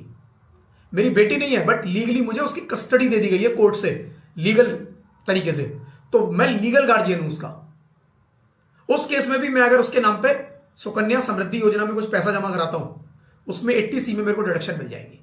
तो ये सब देखो मेरे पर्सनल खर्चे हैं, कोई भी गवर्नमेंट ये गवर्नमेंट आपसे नहीं मांग रही। अभी तक आपने जितने देखे वो आप अपने लिए कर रहे हो, अपनी फैमिली के लिए कर रहे हो, यही हो रहा है ना। लेकिन गवर्नमेंट चाहती है कि आप यहां पर करो, और डिफॉल्ट टैक्स रिजीम में इन्होंने सबको खत्म कर दिया। भाई मेरी पर्सनल ओपिनियन ये है कि ये होने चाहिए थे डिफॉल्ट टैक्स रिजीम में भी। अब क्या होगा, जो लोग डिफॉल्ट टैक्स रिजीम ऑप्ट करेंगे, लोगों को ना इन्वेस्टमेंट के लिए पुश करना पड़ता है बहुत। आप लालच नहीं दोगे ना, जब तक, मैं बता रहा हूं लोगों की मेंटेलिटी है ये कि लोगों को जब तक लोग कहते हैं क्या करना है इन्वेस्टमेंट करके, लोग एनकरेज नहीं होते इन्वेस्टमेंट करने के लिए ज्यादा। वो कहते हैं किसने देखा कल, और जब कल आता है तो फिर रोते हैं, फिर प्रॉब्लम आती है बहुत कि भैया पैसे नहीं है आप कैसे करेंगे। तो इन सबको ध्यान में रखते हुए ही ये सारी स्कीम लेके आई गई थी कि भाई लोग इन्वेस्टमेंट करें, पैसा लगाएं कहीं पर। बट डिफॉल्ट से इसको हटा दिया। अब क्या है, जो लोग ऐसा सोचते हैं कि क्या जरूरत है वो करेंगे ही नहीं, क्योंकि उनको एनकरेजमेंट खत्म हो गया। कोई टैक्स का उनको बेनिफिट नजर नहीं आए होंगे, छोड़ो ना, वहां से वो या मैं अपनी बिजनेस में लगा दूं या मैं अपना इधर कर दूं वो कर दूं, मैं अपने हिसाब से देखूंगा, तो उसमें दिक्कतें आएंगी फ्यूचर में। तो ये स्कीम अच्छी थी, होनी चाहिए थी डिफॉल्ट में भी, बट यस सच्चाई है कि ये डिफॉल्ट से बाहर हो चुकी है। ठीक है, इसके अलावा friends as per section 10 right 10(11)(a) amount received from this scheme including interest would be exempt. तो फ्रेंड्स क्या होता है, ऐसी बहुत सारी स्कीम आएंगी अभी, उनमें आप पैसा लगाते हो तो गवर्नमेंट क्या कहती है, आपको डिडक्शन मिल जाएगी जो आप पढ़ रहे हो। लेकिन जब इस पैसे को लगा के इंटरेस्ट अर्निंग आएगी, तो बहुत सारी जगह वो इंटरेस्ट अर्निंग टैक्सेबल है। आपने पैसा लगाया, अब उससे इंटरेस्ट से अर्निंग भी तो आएगी। आपने कहीं डिपॉजिट किया स्कीम में जो गवर्नमेंट ने बताई, वहां से अर्निंग आई, वहां से प्रॉफिट आया। मैच्योरिटी पे एलआईसी में मैंने 10 लाख दिया था, मैच्योरिटी पे मुझे 20 मिल गए, 10 लाख का प्रॉफिट। तो मैक्सिमम जगह पर आपको क्या मिलेगा, एग्जेम्प्ट है। बहुत सारी जगह पर आपको टैक्सेबल मिलेगा। तो यहां पर ये वही बोल रहा है, राइट? यहां पर ये वही बोल रहा है दिव्या, मेरे को इस पॉलिसी का, इस सुकन्या समृद्धि योजना का बहुत डिटेल में आइडिया नहीं है, तो अगर आप इसमें इंटरेस्टेड हो तो गवर्नमेंट की वेबसाइट पर सारी डिटेल इसकी अवेलेबल है, आप एक बार देख लेना उसमें क्या एग्जैक्टली उनका रहता है, राइट। बट टैक्स के पर्पज से मुझे इतना पता है कि वहां पैसा लगाओगे तो आपको बेनिफिट मिल जाएगा, ठीक है। बाकी इस स्कीम की आपको डिटेल चाहिए, गवर्नमेंट की वेबसाइट पर अवेलेबल है, वहां से चेक कर लेना एक बार, ठीक है जी। तो इस स्कीम में, राइट, इस स्कीम से आपको कुछ इंटरेस्ट आता है, तो ये कह रहा है कि सेक्शन 10(11) इन्हें उसको एग्जेम्प्ट किया हुआ है, तो एग्जेम्पशन होगी तो मिलेगी। अगर कहीं एग्जेम्पशन नहीं है तो वो पैसा जब आएगा इंटरेस्ट उसके ऊपर, प्रॉफिट, वो टैक्सेबल हो जाएगा आपका। तो जहां नहीं बोला है वो टैक्सेबल है, जहां एग्जेम्प्ट किया है वहां बताया है उन्होंने, एग्जेम्पशन दी है, ठीक है। ऐसे ही national saving certificate, NSC certificate बहुत पहले चलते थे, अब उतने पॉपुलर है नहीं, राइट। तो नेशनल सेविंग सर्टिफिकेट, आप पोस्ट ऑफिस जाओ, वहां से एक सर्टिफिकेट मिलता था, वो सर्टिफिकेट आप ले आओ खरीद के, 1 लाख का, 2 लाख का, राइट, आप खरीद लाए। जब वो मैच्योर होगा 5 साल बाद, जो भी उसके टाइम लिमिट है, उसके बाद आपको पैसा मिल जाएगा। मंथली उसमें इंटरेस्ट क्रेडिट, मंथली, क्वार्टरली या ईयरली उसके अंदर इंटरेस्ट क्रेडिट होता रहता है। तो वो सर्टिफिकेट, बट बड़े रिस्की है वो सर्टिफिकेट, मतलब वो सर्टिफिकेट अगर आपके खो गए तो पैसा गया। वो फिजिकल सर्टिफिकेट आपको बड़े केयरफुली रखने पड़ते थे, राइट। तो आप वो किसके नाम पे ले सकते हो? Self, spouse, minor children, HUF invest कर सकता है अपने फैमिली मेंबर के नाम पे, सेम वही है। Deduction shall be allowed equals to the amount invested and amount received on maturity shall be exempt from income tax. Maturity पे जो आपको अमाउंट मिलेगा वो एग्जेम्प्ट रहेगा, but interest shall be taxable every year. मतलब क्या कह रहा है, देखो बता देता हूं, पूरा पढ़ लें, अच्छा एक बार पूरा पढ़ लेते हैं, कुछ और भी होगा एक्सप्लेन कर दूंगा, देखो पूरा पढ़ लेते हैं, ठीक है। एक्रूवल बेसिस, बस payment of interest shall be received on maturity. Deduction under section 80C shall also be allowed for such accrued interest, but no deduction shall be allowed for accrued interest of the year in which SSC has received payment. NSC are issued for 5 years। क्या कह रहा है, देखो national saving certificate है NSC certificate, आप जाओ post office से और खरीद के ले आओ, नेशनल सेविंग सर्टिफिकेट। आप गए बैंक से, आप गए पोस्ट ऑफिस में, आप 1 लाख रुपए का एनएससी खरीद के ले आए, राइट। सपोज 10% का मेरे को ईयरली इंटरेस्ट मिलेगा। अभी कैलकुलेशन आसान बनाने के लिए हम फ्लैट 10% मानते हैं, कोई इंटरेस्ट पे इंटरेस्ट नहीं, ठीक है। आपने लिया, पहले साल आपको 10%, 10,000 रुपए का इंटरेस्ट आया। ये आपको नहीं आएगा, ये उसी में ऐड हो जाएगा, ये उसी में ऐड हो जाएगा। उसकी वैल्यू कितनी हो गई? 1,10,000। ये इंटरेस्ट आया आपका फाइनेंशियल ईयर 2024-25 में। तो वो कह रहा है जो ये इंटरेस्ट है ना, राइट, ये टैक्सेबल है आपका, इस इंटरेस्ट पे आपको टैक्स देना है, यानी कि अदर सोर्सेज में ये इनकम आपकी टैक्सेबल हो जाएगी। 1 लाख रुपया जो आपने एनएससी में लगाया वो आपको 80C में छूट दी, लेकिन उस पर जो इंटरेस्ट आया उस पर टैक्स लगा दिया, ठीक है। देख लो, देख लो, इंटरेस्ट पे टैक्स लगेगा। ये कह रहा है income tax, but interest shall be taxable every year on accrual basis. Accrual basis का मतलब क्या हुआ कि आपको मिला नहीं, ऐड हो गया उसके अंदर। चाहे एक्रू मतलब एक्रू हो चुका है, चाहे रिसीव हुआ नहीं हुआ, एक्रू हो चुका, आपने कमा लिया है, अर्न कर लिया, बट वो आपका वहीं डिपॉजिट हो गया। कह रहा है एवरी ईयर इस पर टैक्स लगता रहेगा, ठीक है। तो इस 10,000 पे 24-25 पे आपको टैक्स देना है। कौन से हेड में? अदर सोर्सेस में इनकम में जाके ऐड हो जाएगा। पहली चीज ये बोल रहा है।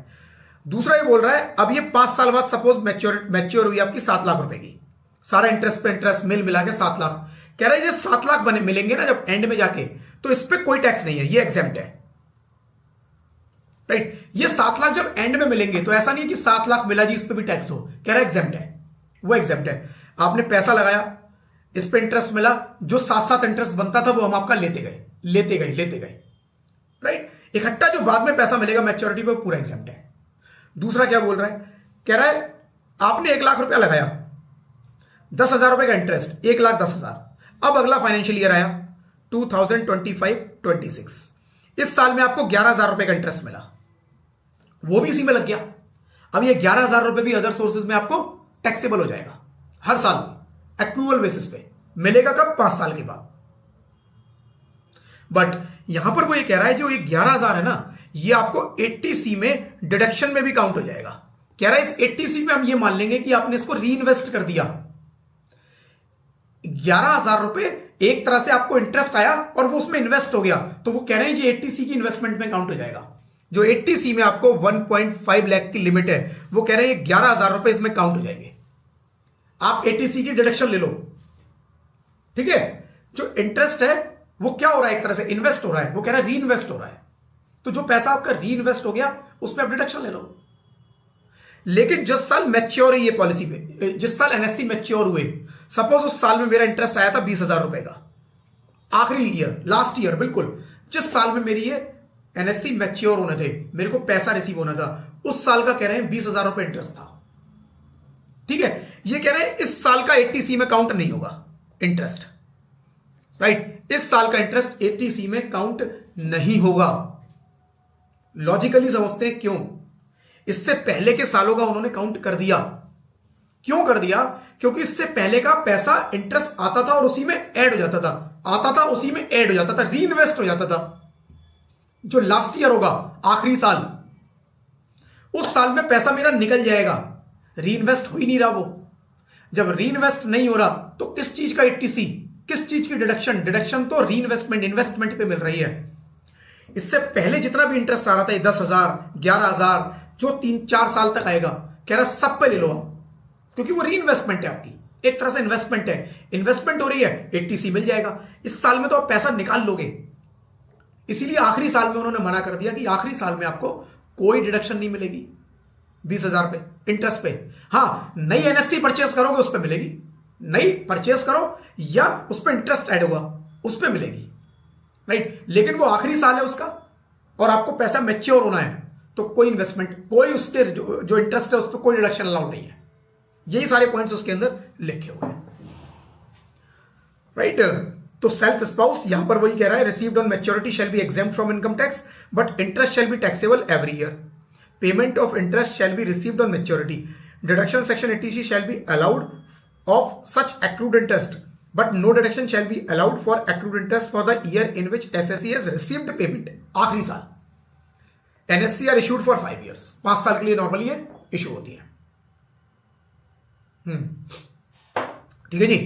पेमेंट ऑफ ट्यूशन फीस, बच्चों की स्कूल की ट्यूशन फीस पे की, उस पर भी डिडक्शन मिल जाएगी। दो बच्चों की 3 है 4 है, 2 बच्चों की स्कूल की आप ट्यूशन फीस पे करते हो, राइट। स्कूल की ट्यूशन फीस जाती है ना, लेकिन आप ट्यूशन फीस में एक चीज ध्यान देना, बच्चों की स्कूल की स्लिप आती है, तो आपके पास क्या होता है, स्लिप आएगी, राइट। आपने अपनी स्कूल की देखी होगी, तो उसके अंदर बड़े सारे कंपोनेंट होते हैं। ट्यूशन फीस, राइट, होता है, उसमें स्पोर्ट्स चार्जेस, उसमें लैब चार्जेस, उसमें कंप्यूटर चार्जेस, उसमें ये वाले चार्जेस, वो वाले चार्जेस, जुड़ जुड़ा के बड़े सारे चार्जेस लग के आपकी फीस आएगी 8,000 रुपए। तो वो कह रहा है जो ये ट्यूशन फीस है ना, बस इसकी मिलेगी, बाकी चार्जेस हटा दो। वो केवल ट्यूशन फीस के बारे में बात कर रहा है, ठीक है। अगर कहीं पर ऐसे अलग अलग मेंशन नहीं है, सिंगल एक आता है जी ट्यूशन, सिंगल स्कूल की फीस, तो पूरा ले लो, फिर पूरा ले लो। जब वाइफरकेशन ही नहीं है, पूरा ले लो। वाइफरकेशन अगर अवेलेबल है, नॉर्मली स्कूल की जो फीस की स्लिप आती है उसके अंदर वाइफरकेशन होती है। उस वाइफरकेशन में जो ट्यूशन फीस है, कह रहा है इसकी आप डिडक्शन ले लो, किसमें, 80C में। इसमें भी आपका कुछ पैसा गया, ये पर्सनल खर्चा है आपका, गवर्नमेंट चाहती है बच्चे पढ़े, इसलिए यहां भी आपको छूट दे रही है, ठीक है। तो यहां पर किसको, tuition fees to any university, college, school और any other educational institution within India, full time education for maximum 2 child shall be allowed as deduction. This benefit is only amount of tuition fees for full time education, only for tuition fees है, ठीक है। And shall not include any payment towards the development fees, donation और payment of similar nature and payment made for education to any institution situated outside India. Outside India नहीं दिया आपने, India के अंदर दो, इंडिया के बाहर दोगे तो भैया बाहर चली गई पैसा, किस बात की डिडक्शन। इंडिया में देने का पर्पस एक ये भी हो सकता है भाई, इंडिया में जो जितने इंस्टीट्यूशंस हैं उनको बिजनेस मिले, उनको काम मिले, इंडिया के लोग इंडिया में पढ़े, बेनिफिट ले लो, इंडिया के लोग बाहर जाके पढ़े, कोई बेनिफिट नहीं है भाई साहब, आप बच्चों को बाहर पढ़ाइए अपने, ठीक है जी। Repayment of loan taken for purchase of construction of house, मकान बनाया, मकान खरीदा, उस पर लोन लिया, सेक्शन 24 याद होगा, 24B, सेक्शन 24B क्या बोलता था, इंटरेस्ट ऑन हाउसिंग लोन। नहीं Sudhir, coaching class tuition fees allowed नहीं है। देखो लिखा है ना उसने, मैंने यही पढ़ा था अभी भी, any university, college, school, other educational institution within India. ये कोचिंग सेंटर्स की डेफिनेशन में आते ही नहीं है, प्राइवेट कोचिंग इसमें नहीं आती। ठीक है, प्राइवेट कोचिंग का नहीं मिलता कहीं भी। ये नेसेसिटी पे आपको देते हैं। देखो हमेशा कोचिंग को ये नेसेसिटी नहीं मानते, वो कहते हैं जी जो नेसेसिटी है आपकी, जो जरूरत है आपकी, उसमें जो आपने खर्चा किया है वहां आपको डिडक्शन देंगे। अगर ये कोचिंग सेंटर पे देने में आ गए तो पता नहीं कितनी कितनी डिडक्शन अपने आप इसी में हो जाएगी, पूरी डिडक्शन यही निकल जाएगी लोगों की, पूरी पूरी निकल जाएगी, और कहीं कुछ करेंगे नहीं लोग, कहेंगे ट्यूशन फीस से पूरा हो जाता है हमारा तो। ठीक है, अब यहां पर 24B interest on housing loan, यहां पर आपको हाउस प्रॉपर्टी में जो आपने इंटरेस्ट पे किया उसके ऊपर डिडक्शन मिलती थी।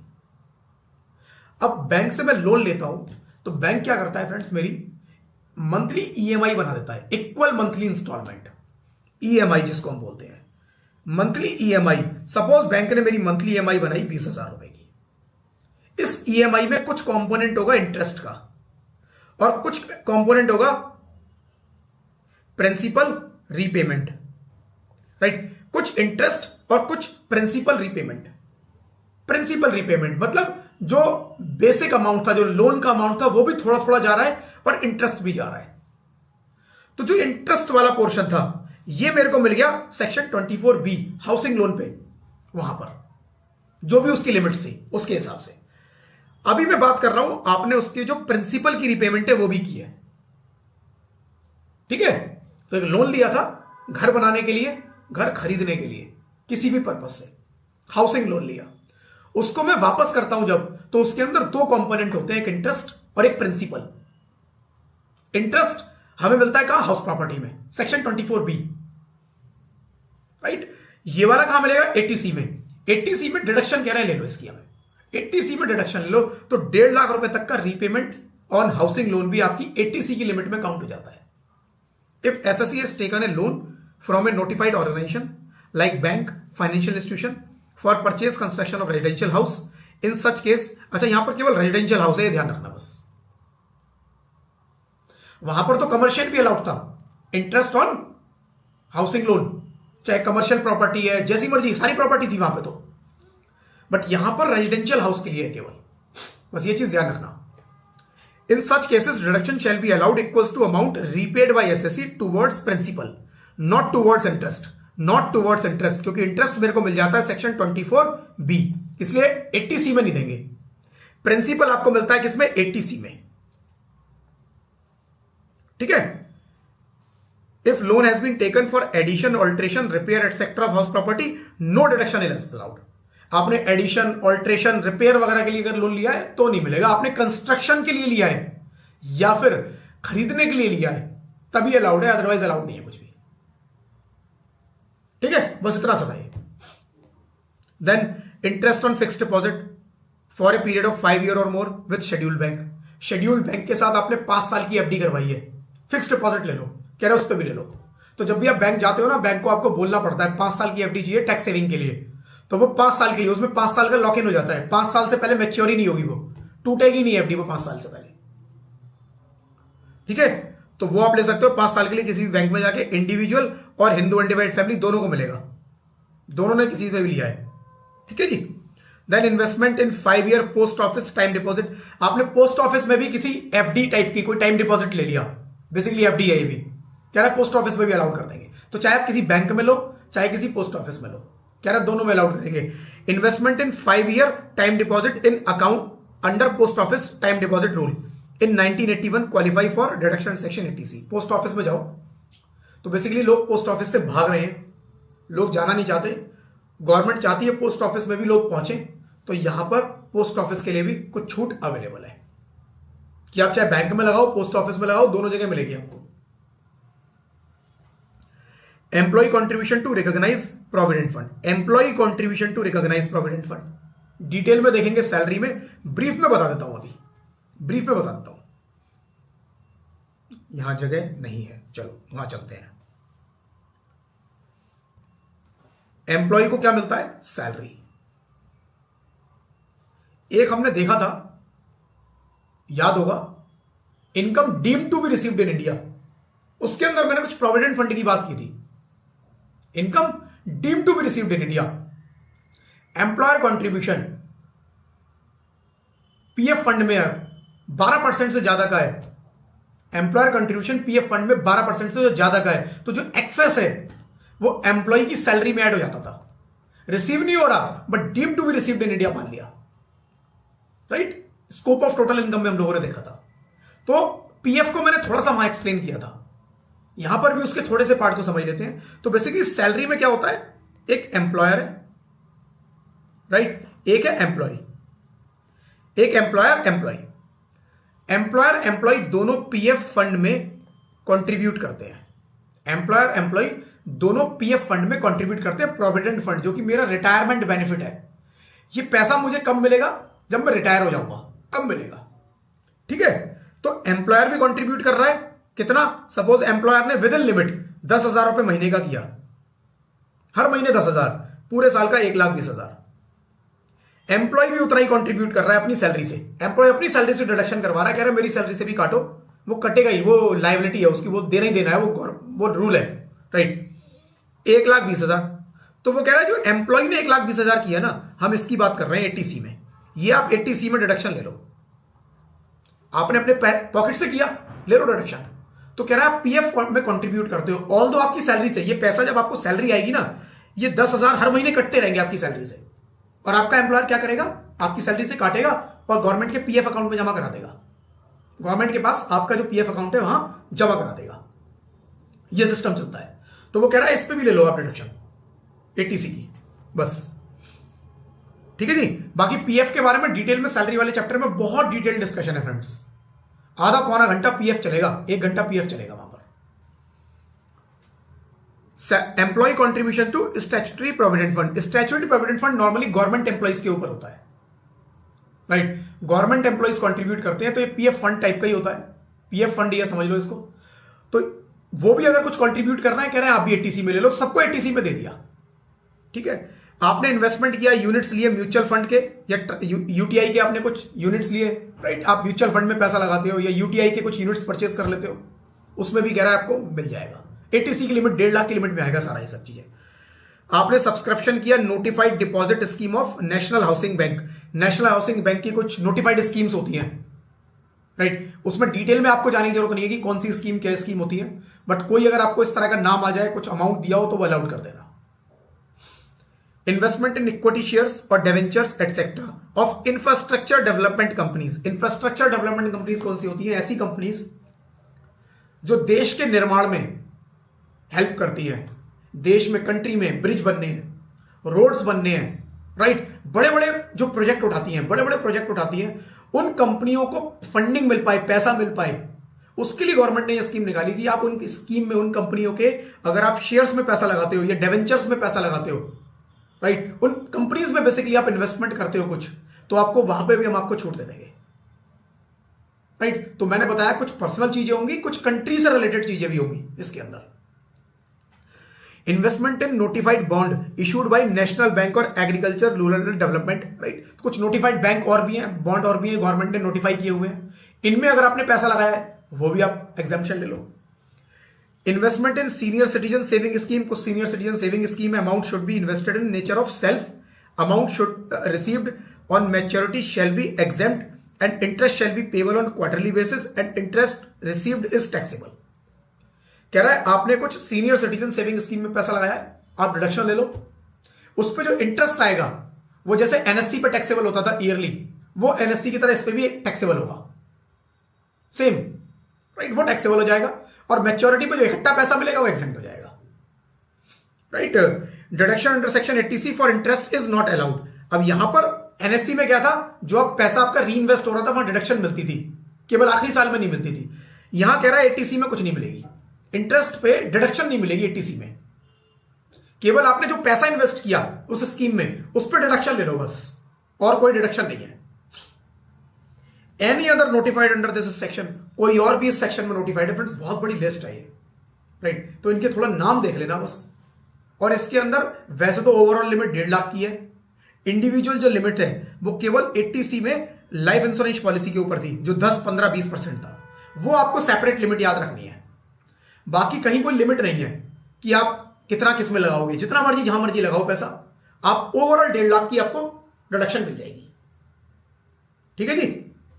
देन उसके बाद आता है फ्रेंड्स अपना नया सेक्शन, राइट। फ्रेंड्स एक बार ये आप लोग देख लेना, कुछ क्वेश्चंस दिए हुए हैं इसके अंदर, राइट। कुछ क्वेश्चंस दिए हुए हैं, या एक क्वेश्चन अगर आपको देखना है वाला देख, मैं वैसे बता देता हूं, देखो क्वेश्चन नहीं पढ़ूंगा, मैं आंसर बता देता हूं कि इसकी स्ट्रक्चरिंग कैसे चल रही है, राइट। कुछ इनकम है, उसकी इनकम है, डिडक्शन चैप्टर 6A।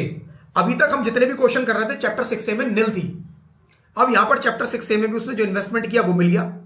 तो ये इन्वेस्टमेंट मिलने के बाद, ये डिडक्शंस मिलने के बाद जो आपकी इनकम आएगी वो टोटल इनकम बनती है, और इस टोटल इनकम पे आपको क्या देना है? टैक्स देना है। ठीक है जी। इस टोटल इनकम पे मुझे टैक्स देना है। कोई क्वेश्चन है फ्रेंड्स, आप पूछ सकते हो। एक छोटा सा क्वेश्चन चलो सॉल्व कर लेते हैं, एक काम करते हैं, कर लेते हैं, थोड़ा प्रैक्टिस हो जाएगी। एक छोटा सा क्वेश्चन दे देता हूं, आप लोग सॉल्व करना, मैं नहीं करूंगा, आप लोग सॉल्व करना। 5 मिनट का टाइम दूंगा और उसके बाद फिर मैं सॉल्व करूंगा। Mister X, right, salary 5 lakh, house property से income 10 lakh, right, other sources 1 lakh. इसके अलावा अदर फैक्ट दे रखे हैं, investment in life insurance policy कितने का? Investment in life insurance policy 1 lakh. Policy date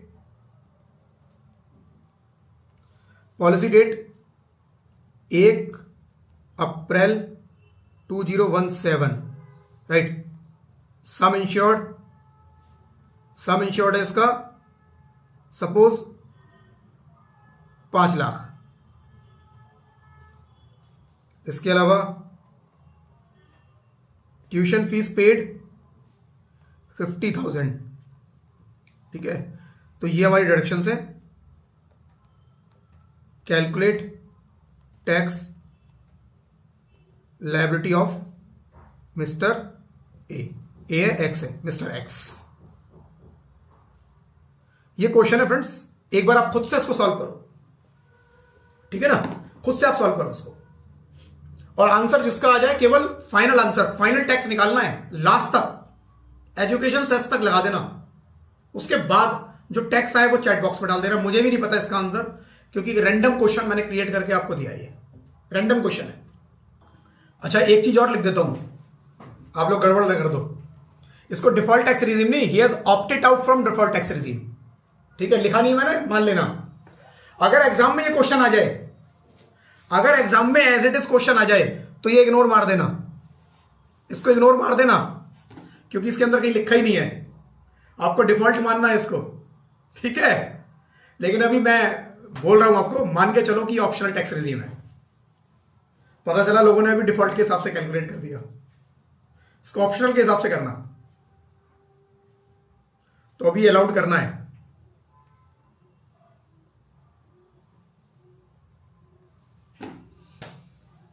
हाँ जी, जो लोग, अगर कुछ लोग नए हैं आज की क्लास में, तो चैनल को सब्सक्राइब जरूर कर देना फ्रेंड्स, और वीडियो अच्छा लग रहा हो तो लाइक जरूर कर देना। नोटिफिकेशन बेल पे भी क्लिक करना, सो दैट नई वीडियोस आएंगे उसके नोटिफिकेशन आप लोगों तक पहुंचते रहेंगे। जिसका सॉल्व हो जाए एक बार मेरे को आंसर दे देना। 3-4 मिनट में वेट कर रहा हूं, और उसके बाद जो है मैं इसको सॉल्व करूंगा। छोटा सा सिंपल सा क्वेश्चन है, एक आंसर मेरे पास आया है। कीर्ति आप देख लेना एक बार, आपने एजुकेशन सेस लगा दिया है क्या? मेरे को लग रहा है अभी वो नहीं लगाया शायद, मतलब मुझे नहीं पता 70 के, क्योंकि राउंड में फिगर आ रही है, इससे मैं लगा रहा हूं कि शायद एजुकेशन सेस इस पे आपने नहीं लगाया अभी, बट मुझे रियल आंसर नहीं पता है अभी।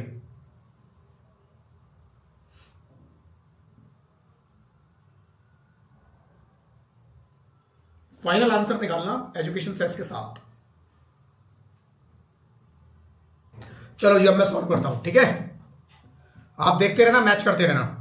एक आंसर मेरे पास आ गया है, 2 आंसर आ गए मेरे पास, दोनों आंसर अलग अलग, मुझे नहीं पता कौन सा सही है। मैं कुछ गलती करूं तो मुझे टोक देना, ठीक है। सैलरी से 5 लाख, हाउस प्रॉपर्टी से 10 लाख, अदर सोर्सेज से 1 लाख। मैं सीधा यहां पर एक काम करता हूं, मैं यहां पर सीधा ग्रॉस टोटल इनकम लिख देता हूं। ग्रॉस टोटल इनकम 16 लैक्स, ठीक है। बट आपको प्रॉपर सॉल्व करना है, प्रॉपर सॉल्व करना है, या प्रॉपर ही सॉल्व कर दूं? प्रॉपर कर देते हैं लोग। Competition of tax liability of mister x, तो पूरा लिख के सॉल्व कर देता हूं। 2 मिनट फालतू लगेंगे, कोई बात नहीं।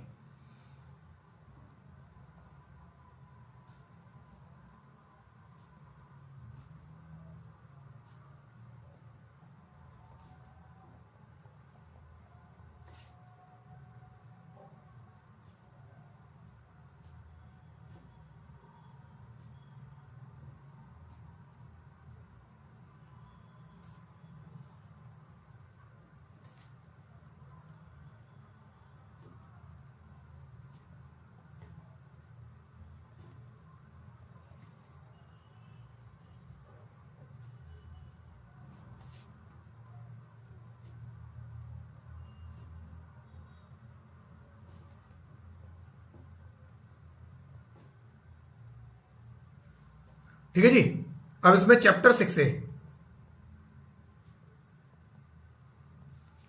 क्या क्या मिलेगा? 80C, right, 80C। 80C में क्या क्या है देखो। LIC पॉलिसी ली है कितने की? 1 लाख रुपए प्रीमियम, सम इंश्योर्ड 5 लाख। 1 अप्रैल 2017 के बाद पॉलिसी ली गई है। क्वेश्चन में कहीं हैंडीकैप भी नहीं बोला गया।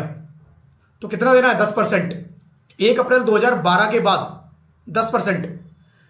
5 लाख का 10% मैक्सिमम अमाउंट अलाउड होगा। तो 5 लाख का 10% 50,000, राइट। तो LIC जो अलाउड होगी, LIP 50,000। इसके अलावा और क्या है? ट्यूशन फीस पे की है 50,000 रुपए की। Tuition fees as it is लिखा है तो ट्यूशन फीस दे दो, राइट। 1 लाख रुपए की टोटल डिडक्शन मिल जाएगी। कितनी आएगी इनकम? 15 लाख। इनकम कितनी आएगी? 15 लाख रुपए,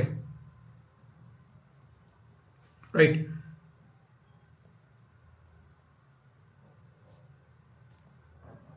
calculation of tax.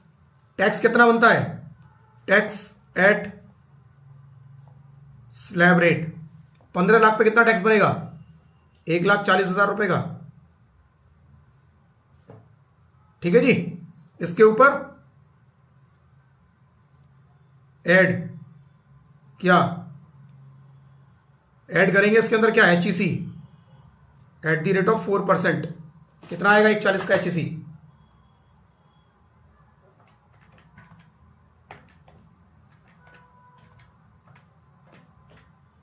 5,600, right.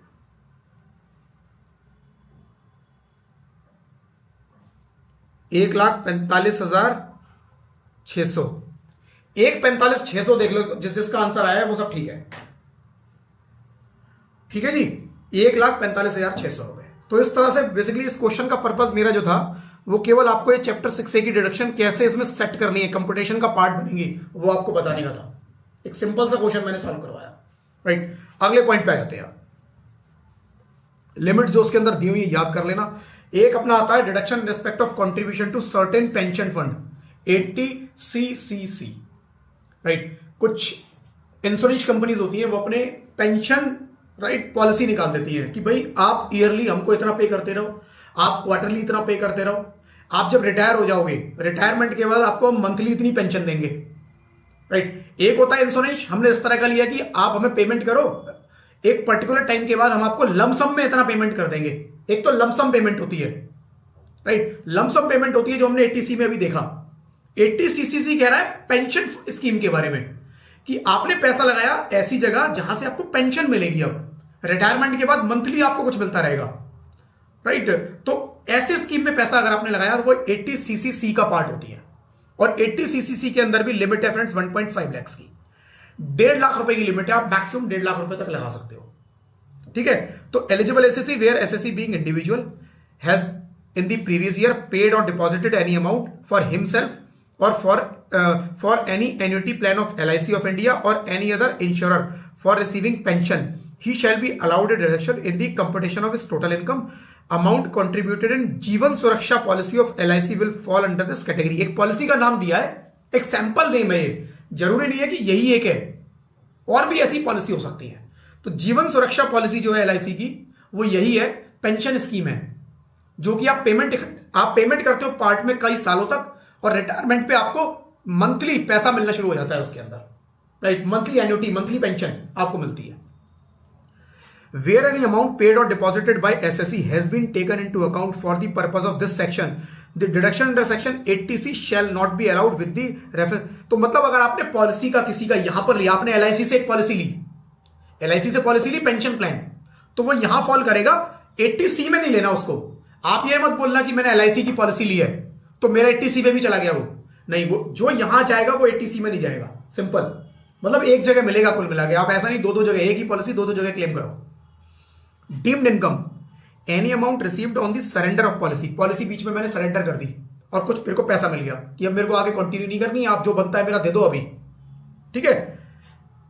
Surrender of policy और पेंशन रिसीव्ड बाय हिम और his family will be chargeable to tax, या जब पॉलिसी वो मैच्योर हो जाएगी उसके बाद उसको पेंशन मिलनी शुरू हो जाएगी, कह रहे हो वो पेंशन मिलेगी, वो टैक्सेबल होगी, वो पेंशन पे एग्जम्पशन नहीं है। तो आपने क्या किया,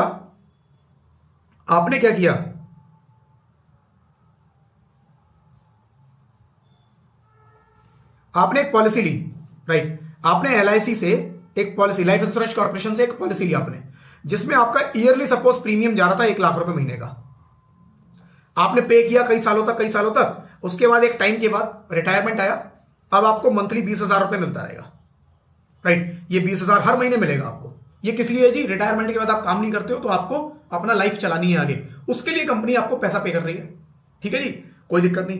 तो वो कह रहा है जब ये पॉलिसी का पैसा आपको मिलेगा, ये LIC के जो आपने इन्वेस्टमेंट किया सपोज 24-25 में, 24-25 में, ये कह रहा है 1 लाख की डिडक्शन आज ही ले लो, इन्वेस्ट करो। लेकिन जब ये LIC से मेरे को पैसा आएगा, जब ये LIC से पैसा मिलेगा तो ये मेरा टैक्सेबल है। जिस साल में भी ये पैसा रिसीव होगा, जब भी, उस साल में टैक्सेबल होगा। मान लो मैंने पॉलिसी को बीच में ब्रेक कर दिया, यहां पर मेरे को लमसम में 15 लाख रुपए की पेमेंट मिल गई, कह रहा है ये भी टैक्सेबल है। आप बीच में ब्रेक करके पैसा निकालोगे, ये टैक्सेबल हो जाएगा, उस साल की इनकम बन जाएगी।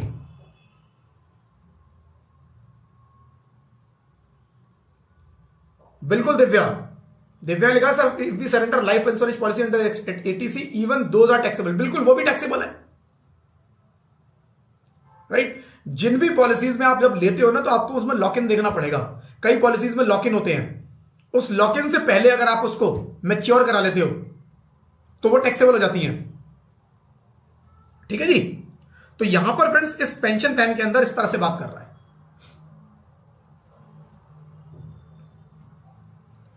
Deemed income, right, and it will be chargeable to tax under their other sources as income of that previous year in which amount is received. जब भी अमाउंट रिसीव होगा अदर सोर्सेज में वो टैक्सेबल हो जाएगा, ठीक है। देन इसका एग्जांपल है फ्रेंड्स, एग्जांपल प्लीज आप देख लेना अपने आप से, ठीक है जी। एग्जांपल कर जरूर लेना, प्रैक्टिकल कर जरूर लेना, जो मैंने लिमिट्स बताई है उसी का क्वेश्चन क्रिएट किया हुआ है। एक अगला सेक्शन आता है 80CCD, ये इंपॉर्टेंट है, ये समझ लेना। इसमें 80CCD 1, 80CCD 2, राइट, ये एक 80CCD 1 है, एक 80CCD 1B है, 1B भी यहीं पर ही है, 1B 1B and 80CCD 2, 3 section है इसके अंदर। 80CCD क्या कहता है? एक तो आपने 80CCC का पेंशन प्लान देखा कि आपने किसी कंपनी के पेंशन प्लान में पैसा लगाया, राइट, किसी कोई इंश्योरेंस कंपनी है उसके पेंशन प्लान में पैसा लगाया, और उस पेंशन प्लान में आपने जो भी पैसा इन्वेस्ट किया वो 80CCC में आपको उसकी डिडक्शन मिल गई, कोई दिक्कत नहीं। एक 80CCD है, 80CCD बात करता है NPS, नेशनल पेंशन स्कीम, जो कि गवर्नमेंट ने निकाली है, गवर्नमेंट ऑफ इंडिया की एक स्कीम है, नेशनल पेंशन स्कीम। आपने इसमें भी अगर पैसा लगाया, इसमें आपको 80CCD में एग्जेम्पशन मिलती है। तो 80CCC में डिफरेंस समझना, 80CCC दे रहा है जो इंश्योरेंस कंपनीज हैं, उन्होंने क्या किया, अपना पेंशन प्लान निकाला हुआ है कि आप इतना इतना इन्वेस्ट करो ऐसे आपको मिलेगा। वो 80cc सी का पार्ट है। 80cc डी में आता है गवर्नमेंट का इंश्योरेंस प्लान, जो गवर्नमेंट का national pension scheme, NPS, right. तो एनपीएस को कवर करता है फ्रेंड्स कौन सा, 80cc डी। अब 80cc डी में it is mandatory for central government employ on or after 1 January 2024 to contribute 10% of their salary every month towards their pension account. वो कह रहा है गवर्नमेंट एम्प्लॉइज के लिए मैंडेटरी है, करना ही करना है आपको। तो कितना करना है जी, आपको करना है 10% ऑफ देयर सैलरी। अपनी सैलरी का 10% हर महीने एम्प्लॉयर काटेगा और इस एनपीएस में जमा कराता रहेगा। मैंडेटरी हो गया एनपीएस, गवर्नमेंट एम्प्लॉइज के लिए मैंडेटरी है, करना ही करना है।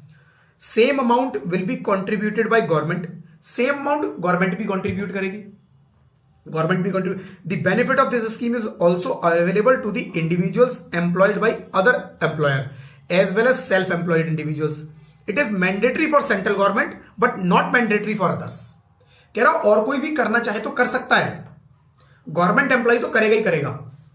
कोई और एम्प्लॉय है, आपकी इच्छा है करो मत करो, स्कीम आपके लिए भी ओपन है। आप सेल्फ एम्प्लॉयड हो, आपका अपना बिजनेस है, आप कहीं जॉब नहीं करते, कह रहा है आपके लिए भी ऑप्शन है, आप भी चाहो कर दो, लेकिन आपके लिए भी ऑप्शनल है, मैंडेटरी नहीं है। जरूरी नहीं है कि आप करो ही करो, इच्छा हो कर दो, नहीं हो इच्छा मत करो, ठीक है। तो आगे बात करता है क्वांटम ऑफ डिडक्शन, कितनी डिडक्शन मिलेगी। As per section 80cc 1 employee can contribute maximum 10% of his salary, self employed individual can contribute 20% of gross total income. क्या कह रहा है समझ लेते हैं। यहां पर वो कह रहा है एक एम्प्लॉय है, कौन सा, गवर्नमेंट एम्प्लॉय। कौन है, गवर्नमेंट एम्प्लॉय। कह रहा है गवर्नमेंट एम्प्लॉय कितना करेगा, 10% करेगा, ठीक है जी। कोई और एम्प्लॉय है वो कितना करेगा, कह रहा है वो भी 10% करेगा, वो भी 10% करेगा। किसका, सैलरी का। तो सैलरी महीने की सपोज 1 लाख रुपए है, तो कंट्रीब्यूशन कितना होगा, कंट्रीब्यूशन कितना होगा, 10,000 रुपए, ठीक है। लेकिन एक बंदा है सेल्फ एम्प्लॉयड, सेल्फ एम्प्लॉयड मतलब उसका बिजनेस है या प्रोफेशन है, वो जॉब नहीं करता, उसका बिजनेस है या प्रोफेशन है। तो बिजनेस और प्रोफेशन वाले मैक्सिमम लोग इसमें कवर हो जाएंगे। वो कह रहे हैं आप कितना कर सकते हो, अब आपकी सैलरी तो है ही नहीं, तो 10% आप पे कैसे लगाएं। तो उन्होंने बोला आप एक काम करो, 20% ऑफ ग्रॉस टोटल इनकम कर दो, जीटीआई। ग्रॉस टोटल इनकम, पांचों हेड की इनकम ऐड करने के बाद जो इनकम आएगी ग्रॉस टोटल इनकम, कह रहा है उसका 20% तक कर सकते हो आप, 20 से ज्यादा मत करना। आप 10 करो, 15 करो, मैक्सिमम 20 आपको भी अलाउड। तो ग्रॉस टोटल इनकम इसकी कितनी निकल के आती है, सपोज 15 लाख रुपए, तो ये कितना कर सकता है, 1,50,000, सॉरी ये कर सकता है 3 लाख, राइट, ये कर सकता है 3 लाख। बट यहां पर भी लिमिट है, कितनी, 1.5 लाख मैक्सिमम। यानी 80cc 1 के अंदर भी टोटल मैक्सिमम जो आप जा सकते हो वो 1.5 लाख तक जा सकते हो। यहां इस एग्जांपल में 3 लाख बन गई, तो मिलेगा कितना है इसको, 1.5 लाख का, केवल 1.5 लाख का मिलेगा। यहां पर भी लिमिट है, वो आगे लिखी हुई है। तो मान लो इसकी ग्रॉस टोटल इनकम 1.5 लाख है, ये 5% करता है 1.5 लाख रुपए, राइट। 5% करता है, 10% करता है 1.5 लाख रुपए, कोई दिक्कत नहीं है। 5% करता है 75,000 रुपए, कोई दिक्कत नहीं है, पूरी मिल जाएगी। लेकिन उससे ज्यादा किया, 1.5 लाख से ज्यादा किया, रोक लेंगे। 20% से ज्यादा किया, रोक लेंगे। ग्रॉस टोटल इनकम है मेरी कितनी, 5 लाख रुपए। ग्रॉस टोटल इनकम कितनी है, 5 लाख। इन्वेस्टमेंट मैंने कितनी की, मैंने इन्वेस्टमेंट की 1 लाख रुपए की, मैंने इन्वेस्टमेंट की 1,25,000 रुपए की। कितने की, 1,25,000 रुपए की। कितनी हो गई ग्रॉस टोटल इनकम का, 25%। कह रहा है नॉट अलाउड, केवल 20% मैक्सिमम अलाउड है। 1,25 नहीं मिलेगा आपको, 1 लाख मिलेगा मैक्सिमम, राइट। तो परसेंटेज और लिमिट दोनों देखनी है मुझे। बट अगर कोई गवर्नमेंट एम्प्लॉय है या प्राइवेट एम्प्लॉय है वो 10% कर सकते हैं। लिमिट यहां पर भी वही है, same, maximum 1.5 lakh. 80cc 1, 80cc 1 ये मैक्सिमम जो लिमिट देता है आपको 1.5 लाख की देता है, चाहे जो मर्जी है। 1.5 लाख से ऊपर मिलना ही नहीं आपको, ठीक है जी। चलो जी आगे बढ़ते हैं। तो 80CCD1 कह रहा है employee can contribute 10% salary, self employed contribute can 20% of his gross total income. सबके लिए ओपन है। फिर कह रहा है 80CCD1B, अगला सेक्शन आया 80CCD। तो बेसिकली 80CCD के 3 पार्ट हैं, 80CCD1, 80CCD1B और 80CCD2। सब क्लॉज है इसके, sub clause 1, 1B and 2। 80CCD के 3 सब क्लॉज। पहला 80CCD1 आया, फिर आया 80CCD1B। Provide for additional deduction of to 50,000। कह रहा है एडिशनल डिडक्शन मिलेगी जो आपने 80CCD1 में बताई 10%, 20% ऑफ ग्रॉस टोटल इनकम। कह रहा है उसके ऊपर और ले लो। कितनी? 50,000 की और ले लो। In respect of whole of the amount paid और deposited by individual SSC under NPS in the previous year, whether or not any deduction is allowed under section 80CCD1। कह रहे 80CCD1 में जो मिल रहा है उसको छोड़ दो, आप हटाओ, वो अलग लिमिट है। कह रहा है 1B कह रहा है 50,000 आपको, आप कहते हो जी मुझे और करना है इसमें इन्वेस्टमेंट, कर लो आप 50,000 का और लगा लो। तो एक 50,000 की एडिशनल लिमिट दे दी जो पर्सनली एक एम्प्लॉय या कोई भी अपनी तरफ से कर सकता है। 50,000 रुपए, 50,000, ठीक है। तो 50,000 रुपए की एडिशनल दे रहा है 1B। और ये इस 1.5 लाख की लिमिट का पार्ट नहीं है, क्योंकि जो लिमिट है वो इस 80CCD1 पर है। ये ध्यान रखना, जो 1.5 लाख की लिमिट है वो 80CCD1 के ऊपर अप्लाई होती है। 80CCD1B एडिशनल है 50,000, 50,000 और मिल रहा है 1.5 के ऊपर। तो 50,000 और आप कर सकते हो इसके अंदर, ठीक है जी। तो अगर कोई सेल्फ एम्प्लॉयड है वो 20% ऑफ ग्रॉस टोटल इनकम तक मैक्सिमम कर सकता है, उसके अलावा 50,000 और कर लेगा। सबको मिल रही है, ठीक है। Whereas the deduction section 80CCD1 is subject to overall limit of 1.5 lakh under section 80CCE। ये 80CCE पे आऊंगा अभी, ये क्लॉज छोड़ दो थोड़ी देर के लिए, ये कंफ्यूजन करेगा, अभी छोड़ दो थोड़ी देर, आऊंगा इस क्लॉज पे। क्लॉज नंबर डी पढ़ते हैं। अंडर सेक्शन 80CCD2 एक 80CCD1 था जहां पर हमने देखा एम्प्लॉयर, राइट, एम्प्लॉय 10% कंट्रीब्यूट करेगा गवर्नमेंट का, मैंडेटरी। अदर एम्प्लॉय मैंडेटरी नहीं है, वो 10% वो भी कर सकता है। और self employed 20% of gross total income कर सकता है। 80CCD1B कह रहा है 50,000 की एडिशनल कर दो। अब 80CCD2 क्या कह रहा है? ये कुछ और भी दे रहा है। ये कह रहा है 80CCD2 contribution made by central government और स्टेट गवर्नमेंट और any other employer in the previous year to the said account of an employee is allowed as deduction in computation of total income of the SSE। एक बार point ई को भी पढ़ लो, फिर दोनों एक साथ एक्सप्लेन करूंगा। The entire employer's contribution would be included in the salary of the employee. However, deduction under section 80CCD2 would be restricted to in case of contribution made by central government, state government 14% of salary, in case of contribution made by other employee 10% of salary, 14% of salary in case of SSEs paying tax as per default tax regime under section 115 BAC। Right, काफी सारी चीजें हो गई, अब एक बार समझ लेते हैं यहीं पर। राइट, क्या कह रहा है 80CCD2। 80CCD2 कह रहा है कि जो 80CCD1 ने क्या बोला, जो एम्प्लॉय का कंट्रीब्यूशन है उस पर डिडक्शन ले लो, एम्प्लॉय के कंट्रीब्यूशन पे। 80CCD2 बात कर रहा है एम्प्लॉयर कंट्रीब्यूशन की। एम्प्लॉयर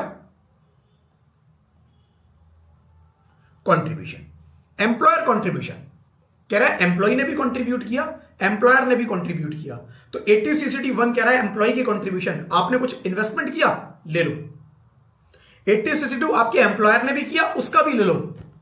80CCD2 एम्प्लॉयर के पोर्शन का भी दे रहा है। तो वो क्या कह रहा है कि जितना भी एम्प्लॉयर ने कंट्रीब्यूट किया आप उसकी भी डिडक्शन ले लो। सपोज आपकी ग्रॉस टोटल इनकम जीटीआई आती है कितने की? 15 लाख रुपए की। यहां इस स्कीम में एम्प्लॉयर ने किया सपोज 1 लाख रुपया, एम्प्लॉय ने किया 1 लाख रुपया, राइट। 1 लाख एम्प्लॉयर ने, 1 लाख एम्प्लॉय ने, दोनों ने 1-1 लाख किया। तो एक तो यहां पर मिलेगा आपको 80CCD1 कितने का? 1 लाख रुपए का। 1 लाख का 80CCD1 मिल जाएगा। 80CCD2 कह रहा है 1 लाख का ये भी ले लो, एम्प्लॉयर वाला पोर्शन। लेकिन एक चीज ध्यान रखना, डिडक्शन हमेशा इनकम में से मिलती है। अगर मेरी इनकम में से मैंने कुछ इन्वेस्टमेंट किया है तभी डिडक्शन मिलती है। इनकम में से अगर मैंने कुछ इन्वेस्टमेंट किया है डिडक्शन मिलती है तभी। तो यहां पर उन्होंने ये बोला जो एम्प्लॉयर का कंट्रीब्यूशन है 1 लाख का, पहले इसको इनकम में ऐड कर दो, इस 15 लाख में इस 1 लाख को ऐड कर दो। एम्प्लॉयर के कंट्रीब्यूशन को पहले इनकम में ऐड करो और उसके बाद 80 सीसीडी 2 में डिडक्शन ले लो। ये बोल रहा है। जितना हमने पढ़ा उसका 50% पार्ट तो ये था अभी कि जो भी आपको एक तो आपने कंट्रीब्यूट किया वो आप पूरा ले लो, डिडक्शन ले लो 80 सीसीडी 1 में। 80 सीसीडी 2 कह रहा है कि जो एम्प्लॉयर ने कंट्रीब्यूट किया वो भी ले लो, लेकिन उससे पहले इनकम में ऐड कर लो उसे, क्योंकि जब तक वो इनकम नहीं होगी डिडक्शन कैसे मिल जाएगी आपको? वो डिडक्शन तो सिंपल कहां से मिलेगी? पहले इनकम तो हो। वो मेरी इनकम ही नहीं है, फिर मेरी डिडक्शन कैसे? मेरी इनकम में से डिडक्शन, तो ये मेरी 1 लाख रुपए इनकम में ऐड होगा, तो मेरी ग्रॉस टोटल इनकम कितनी बन जाएगी? 16 लाख रुपए। मेरी ग्रॉस टोटल इनकम कितनी बन जाएगी? 16 लाख रुपए। ठीक है जी, ये पार्ट क्लियर है। 16 लाख रुपए, ये 1 लाख रुपए सैलरी हेड में जाके ऐड हो जाएगा। Income under the head salary, employer जो भी पे कर रहा है income under the head salary, right. 16 lakh पे 1 लाख का मुझे 80 सीसीडी 1 मिलेगा। सीसीडी 1 पे 1.5 लाख की कैपिंग है। 80 सीसीडी 1 बी 50,000 का एडिशनल, कोई कैपिंग नहीं है, 50,000 फ्लैट। 80 सीसीडी 2 में भी कोई कैपिंग नहीं है, कुछ कैपिंग है, अब बात करूंगा। वो 1.5 लाख की कैपिंग 80 सीसीडी 2 पे भी नहीं लगती, वो केवल 80 सीसीडी 1 पे लगती है। ठीक है। अब 80 सीसीडी 2 में क्या है? कह रहा है 80 सीसीडी 2 में जो डिडक्शन मिलेगी ना वो आपको मिलेगी एम्प्लॉयर कंट्रीब्यूशन पे। कितनी मिलेगी? कह रहा है अगर वो गवर्नमेंट एम्प्लॉय है तो आपको 14% की डिडक्शन मिल जाएगी। 14% की सैलरी का 14% डिडक्शन ले लो, 14%। तो नॉर्मली मैं बताता हूं आपको क्या होता है। गवर्नमेंट एम्प्लॉय जो है ना 14% गवर्नमेंट कंट्रीब्यूट कर रही है, एम्प्लॉय करता है 10%, गवर्नमेंट कर रही है उसमें 14%।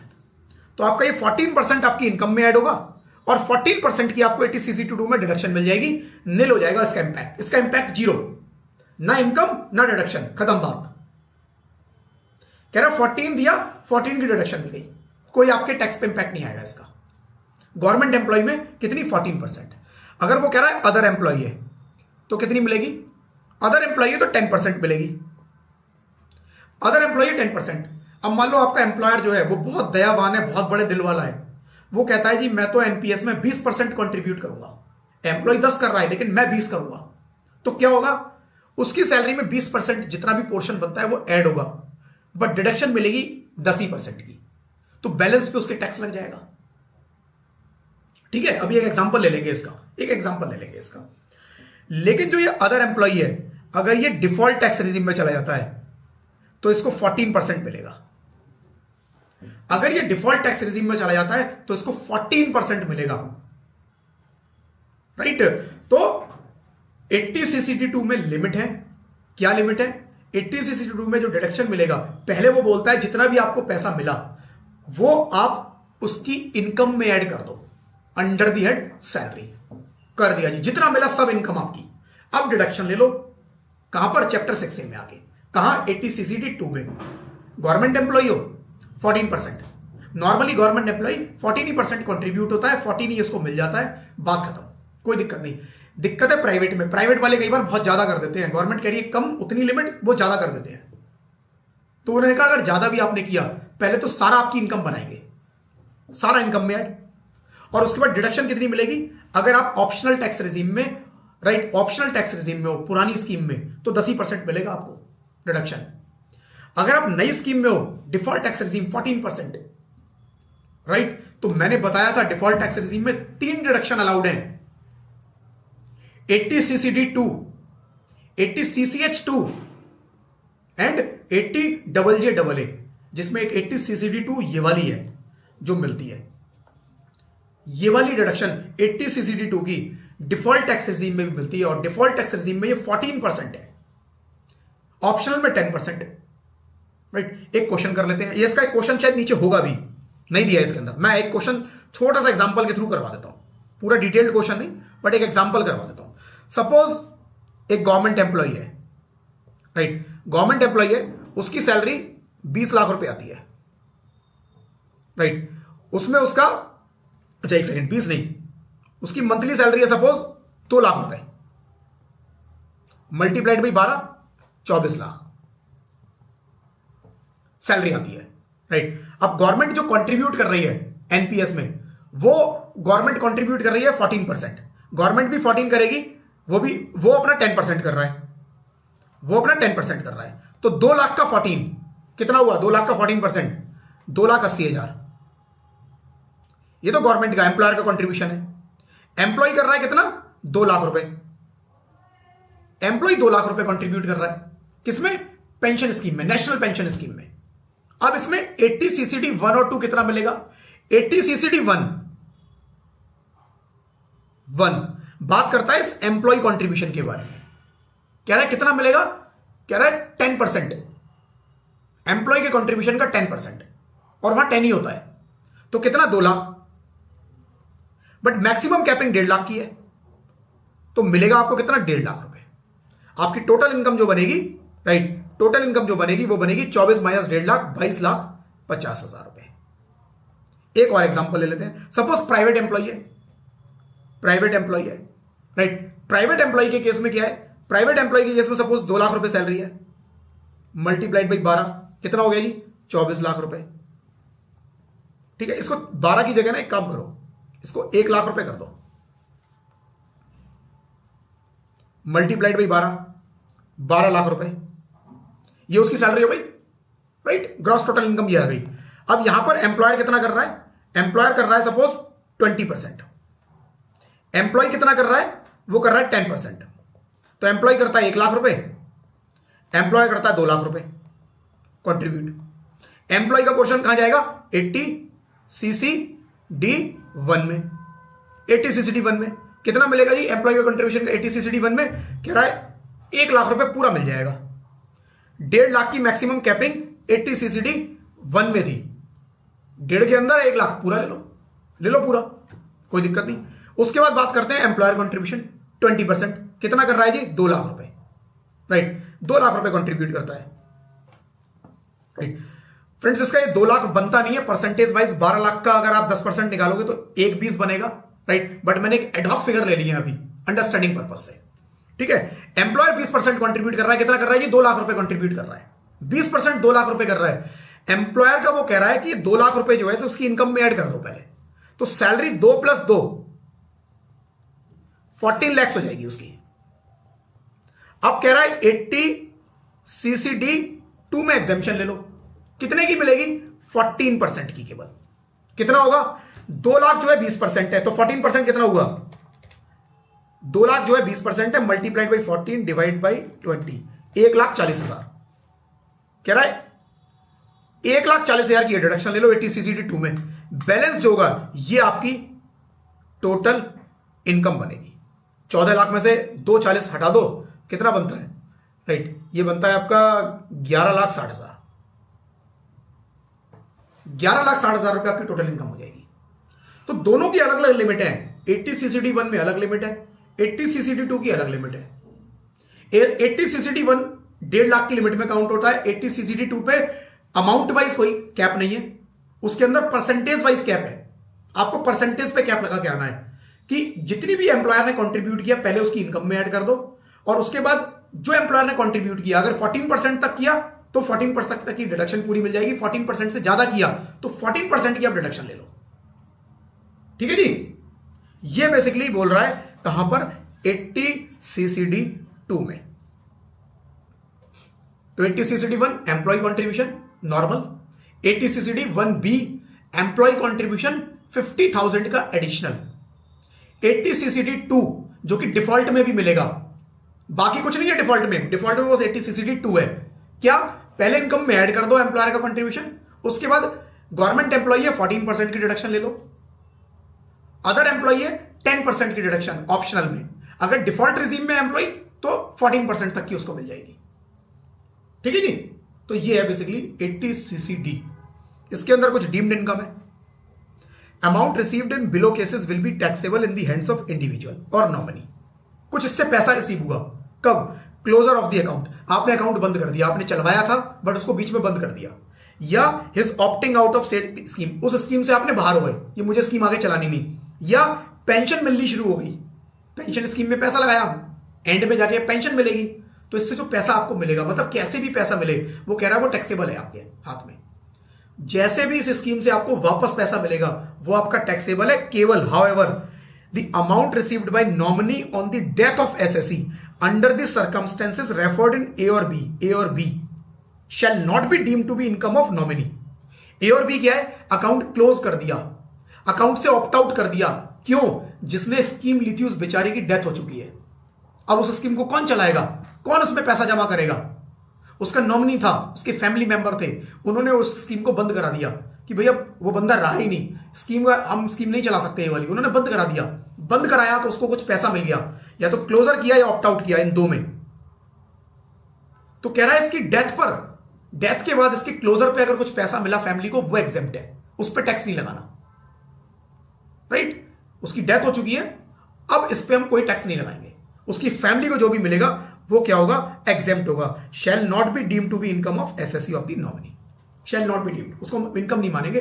अदरवाइज अगर उसको खुद को पैसा मिल रहा है, जिसने प्लान लिया उसको खुद को पैसा वापस मिल रहा है, जैसे मर्जी मिल रहा है, चाहे अकाउंट क्लोज करने पे मिल रहा है, ऑप्ट आउट करने से मिल रहा है, या पेंशन मिल रही है लास्ट में जाके, कह रहा है टैक्सेबल है, पूरी सब टैक्सेबल है, उसकी इनकम में ऐड हो जाएगी, जिस साल में आएगी उस साल की इनकम में।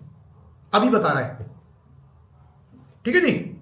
For computation of limit under section 80CCD 1 and 80CCD 2, salary includes DNS allowance if it terms of employment so provide, but exclude all other allowances or perquisite। अब ये क्या है पॉइंट? वैसे तो देखो सैलरी चैप्टर में बहुत डिटेल में आएगा ये पॉइंट, बट ब्रीफ में बता देता हूं। वो कह रहा है यहां पर आपको बहुत सारी लिमिट्स बताई गई, 10% of salary, 14% of salary, right? Salary के बारे में बहुत बात किया गया। Employer contribution of salary, employee contribution of salary. What is the meaning of salary? Salary का मीनिंग क्या है? क्या जो एम्प्लॉय को मिल रहा है वो सब सैलरी है? नहीं, वो कह रहा है वो सब सैलरी नहीं है। सैलरी के फ्रेंड्स बहुत सारे कंपोनेंट होते हैं। जब एम्प्लॉय को सैलरी मिलती है तो उसके बहुत सारे कंपोनेंट होते हैं। बेसिक पे होता है, एम्प्लॉय को डीए मिलता है, एम्प्लॉय को टीए मिलता है, ट्रैवलिंग अलाउंस मिलता है, एम्प्लॉय को और अदर अलाउंसेस मिलते हैं, एम्प्लॉय को कुछ पर्क्स मिलते हैं, फैसिलिटीज मिलती हैं, वो भी उसकी सैलरी में ऐड होती हैं। बहुत सारी चीजें मिलती हैं। इन सबको मिले के बाद इन सबका जो टोटल होता है that is income under the head salary. तो कह रहा है वो 80CCD में जब आप सैलरी को कंसीडर करोगे तो आपको बेसिक पे को कंसीडर करना है और डीए को करना है। डीए को कब करना है? अगर उसमें कंडीशन है कि डीए आपके रिटायरमेंट बेनिफिट का पार्ट बनेगा, वो आपके लेटर ऑफ एम्प्लॉयमेंट में लिखा होता है। इस चीज को हम डिटेल में डिस्कस करेंगे सैलरी के चैप्टर में, बहुत डिटेल में आएगा ये चीज, और बहुत आएगा, बहुत बार आएगा। पूरी सैलरी में दो चीजें चलेंगी, राइट? कि बिजनेस, एक तो बेसिक पे, जो बेसिक सैलरी है उसकी, जो प्योर सैलरी है, कोई अलाउंसेस नहीं है, कोई खर्चों के लिए उसको पैसा पे नहीं हो रहा। दूसरा डीएनएस अनाउंस, महंगाई भत्ता उसको कुछ मिला, डीएनएस अनाउंस उसको कुछ मिला, तो वो कह रहा है वो भी ऐड करो, लेकिन उसकी टर्म्स में ये लिखा हो कि ये रिटायरमेंट बेनिफिट का पार्ट बनेंगे। अगर वो रिटायरमेंट बेनिफिट का पार्ट बनेंगे, मतलब जो रिटायरमेंट के बेनिफिट होंगे वो इस पे भी मिलेंगे। अगर उसकी कंडीशन है नॉर्मली रिटायरमेंट बेनिफिट आपको केवल इस पे मिलेंगे, बेसिक पे, कि इस बेसिक पे कैलकुलेशन होंगी, लेकिन आपके टर्म्स में लिखा हुआ है कि आपकी जो कैलकुलेशन होंगी वो डीए पे भी होंगी, तो डीए भी उसका पार्ट बन जाएगा। तो सैलरी इंक्लूड्स बेसिक पे and DA if it is part of retirement benefits. ये सैलरी का मतलब है। अभी के लिए इतना समझ लो, कोई दिक्कत नहीं है। सैलरी के चैप्टर में बड़े डिटेल में आपको क्लियर हो जाएगा पॉइंट। अब कोई क्वेश्चन है तो पूछ लो। माधवी पूछ रही है फुल पेमेंट मिल जाएगा। माधवी फुल पेमेंट किस चीज का? थोड़ा सा आप डिटेल में लिख दो एक बार, किस चीज का फुल पेमेंट? हाँ जी, कुछ क्वेरी है फ्रेंड्स, पूछ लो। 5 मिनट का एक ब्रेक ले लेते हैं, या ब्रेक आज छोड़ दो, आज ब्रेक छोड़ देते हैं। 15 मिनट की क्लास और बची है। देखो 10 बजे मुझे आज की क्लास क्लोज करनी है, ठीक है? आज की ब्रेक छोड़ देते हैं, आज का जाने दो, आज थोड़ी एक्स्ट्रा मेहनत कर लेते हैं।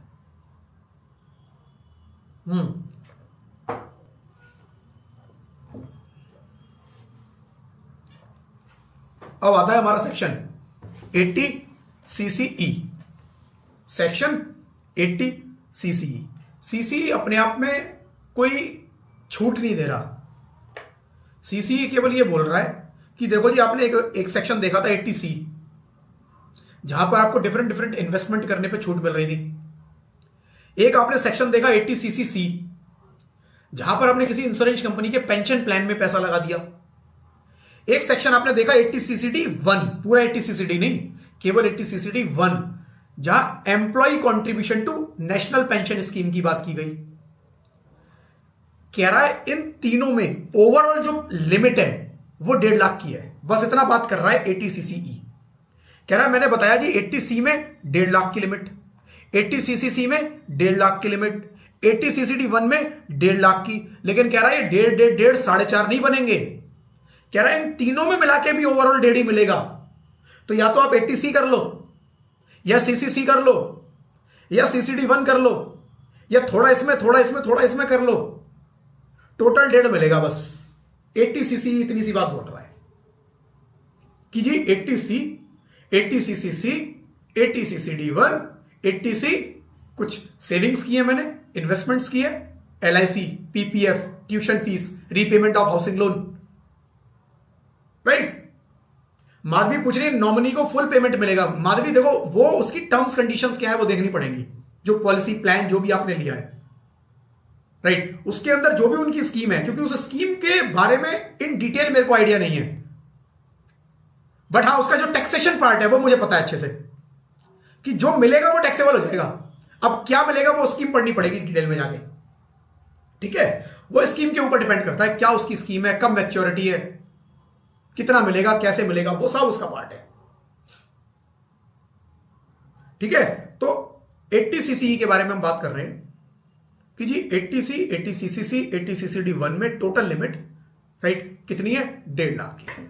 As per section 80CCE, deduction under section 80C, 80CC, 80CCD1 would be maximum 1.5 lakh in total. It may be noted that deduction up to 50,000 under section 80CCD1B। एक सेक्शन था 80CCD1B जहां पर मैंने बोला एडिशनल 50,000 का और मिलेगा। कह रहा है वो CCD1B इसमें नहीं आएगा, क्योंकि वो केवल CCD1 के लिए बोल रहा है, 80CC CCD1 के लिए बोल रहा है, 1B के लिए नहीं बोल रहा। तो कह रहा है 1B बाहर है, मतलब 1B आपको मिलेगा 50,000 एडिशनल, वो मिल जाएगा। And employer contribution to pension scheme allowable under deduction 80CCD2। 80CCD2 में जो एम्प्लॉयर वाले की डिडक्शन मिल रही थी, कह रहा है वो भी इसमें नहीं आएगी, क्योंकि केवल वो कह रहा है CCD1 बस, ना 1B इसमें आएगा, ना 2 आएगा, ठीक है। तो इन 3 सेक्शन की टोटल लिमिट 1.5 लाख। इसके अलावा 50,000 आप 1B में ले सकते हो और 2 में आप ले सकते हो एडिशनल एम्प्लॉयर वाले पोर्शन की, वो कोई दिक्कत नहीं है, ठीक है। तो नीचे एक चार्ट के थ्रू ये समझा दिया है। 80C में 1.5 लाख की limit, 80CCC contribution to certain pension fund 1.5 lakh की limit, 80CCD1 contribution to NPS, right, of government की जो स्कीम है उसमें 10% ऑफ सैलरी और 20% ऑफ ग्रॉस टोटल इनकम, जो भी आपका केस है वो आप ले लो। साथ में 80CCE कह रहा है aggregate deduction under section 80C, 80CCC, 80CCD1 इन तीनों की मिला के 1.5 लाख मिलेगी। बस ये सारी 1.5 लाख, खत्म बात। 80CCD1B contribution to NPS notified by government outside the limit of 1.5 lakh under scheme 80CC, ये 50,000 एडिशनल मिलेगा आपको। कॉन्ट्रीब्यूशन बाय सेंट्रल गवर्नमेंट और स्टेट गवर्नमेंट और NPS account its employee outside the limit of 1.5 lakh under section 80CC, 14% ये भी आपको मिलेगा। साथ में it contribution by any other person NPS account its employee outside the limit of 1.5 lakh under section 80CC, मतलब अगर आप ऑप्शनल टैक्स रिजीम में जा रहे हो तो 10%, और अगर आप डिफॉल्ट टैक्स रिजीम में जा रहे हो तो 14%, ये भी एडिशनल मिलेगा। सर 80CCD2 तो एम्प्लॉयर लेगा ना डिडक्शन? नहीं नहीं नहीं नहीं नहीं दिव्या, देखो समझो, एम्प्लॉयर तो खर्चा क्लेम करेगा P&L अकाउंट में। एम्प्लॉयर एम्प्लॉय को जो भी देता है वो उसका बिजनेस एक्सपेंस होता है, डिडक्शन नहीं होती। एम्प्लॉयर एम्प्लॉय को चाहे सैलरी दे, चाहे सैलरी के नाम पे कहीं कंट्रीब्यूट कर दे, ये कंट्रीब्यूशन क्या है? एक तरह से सैलरी तो है।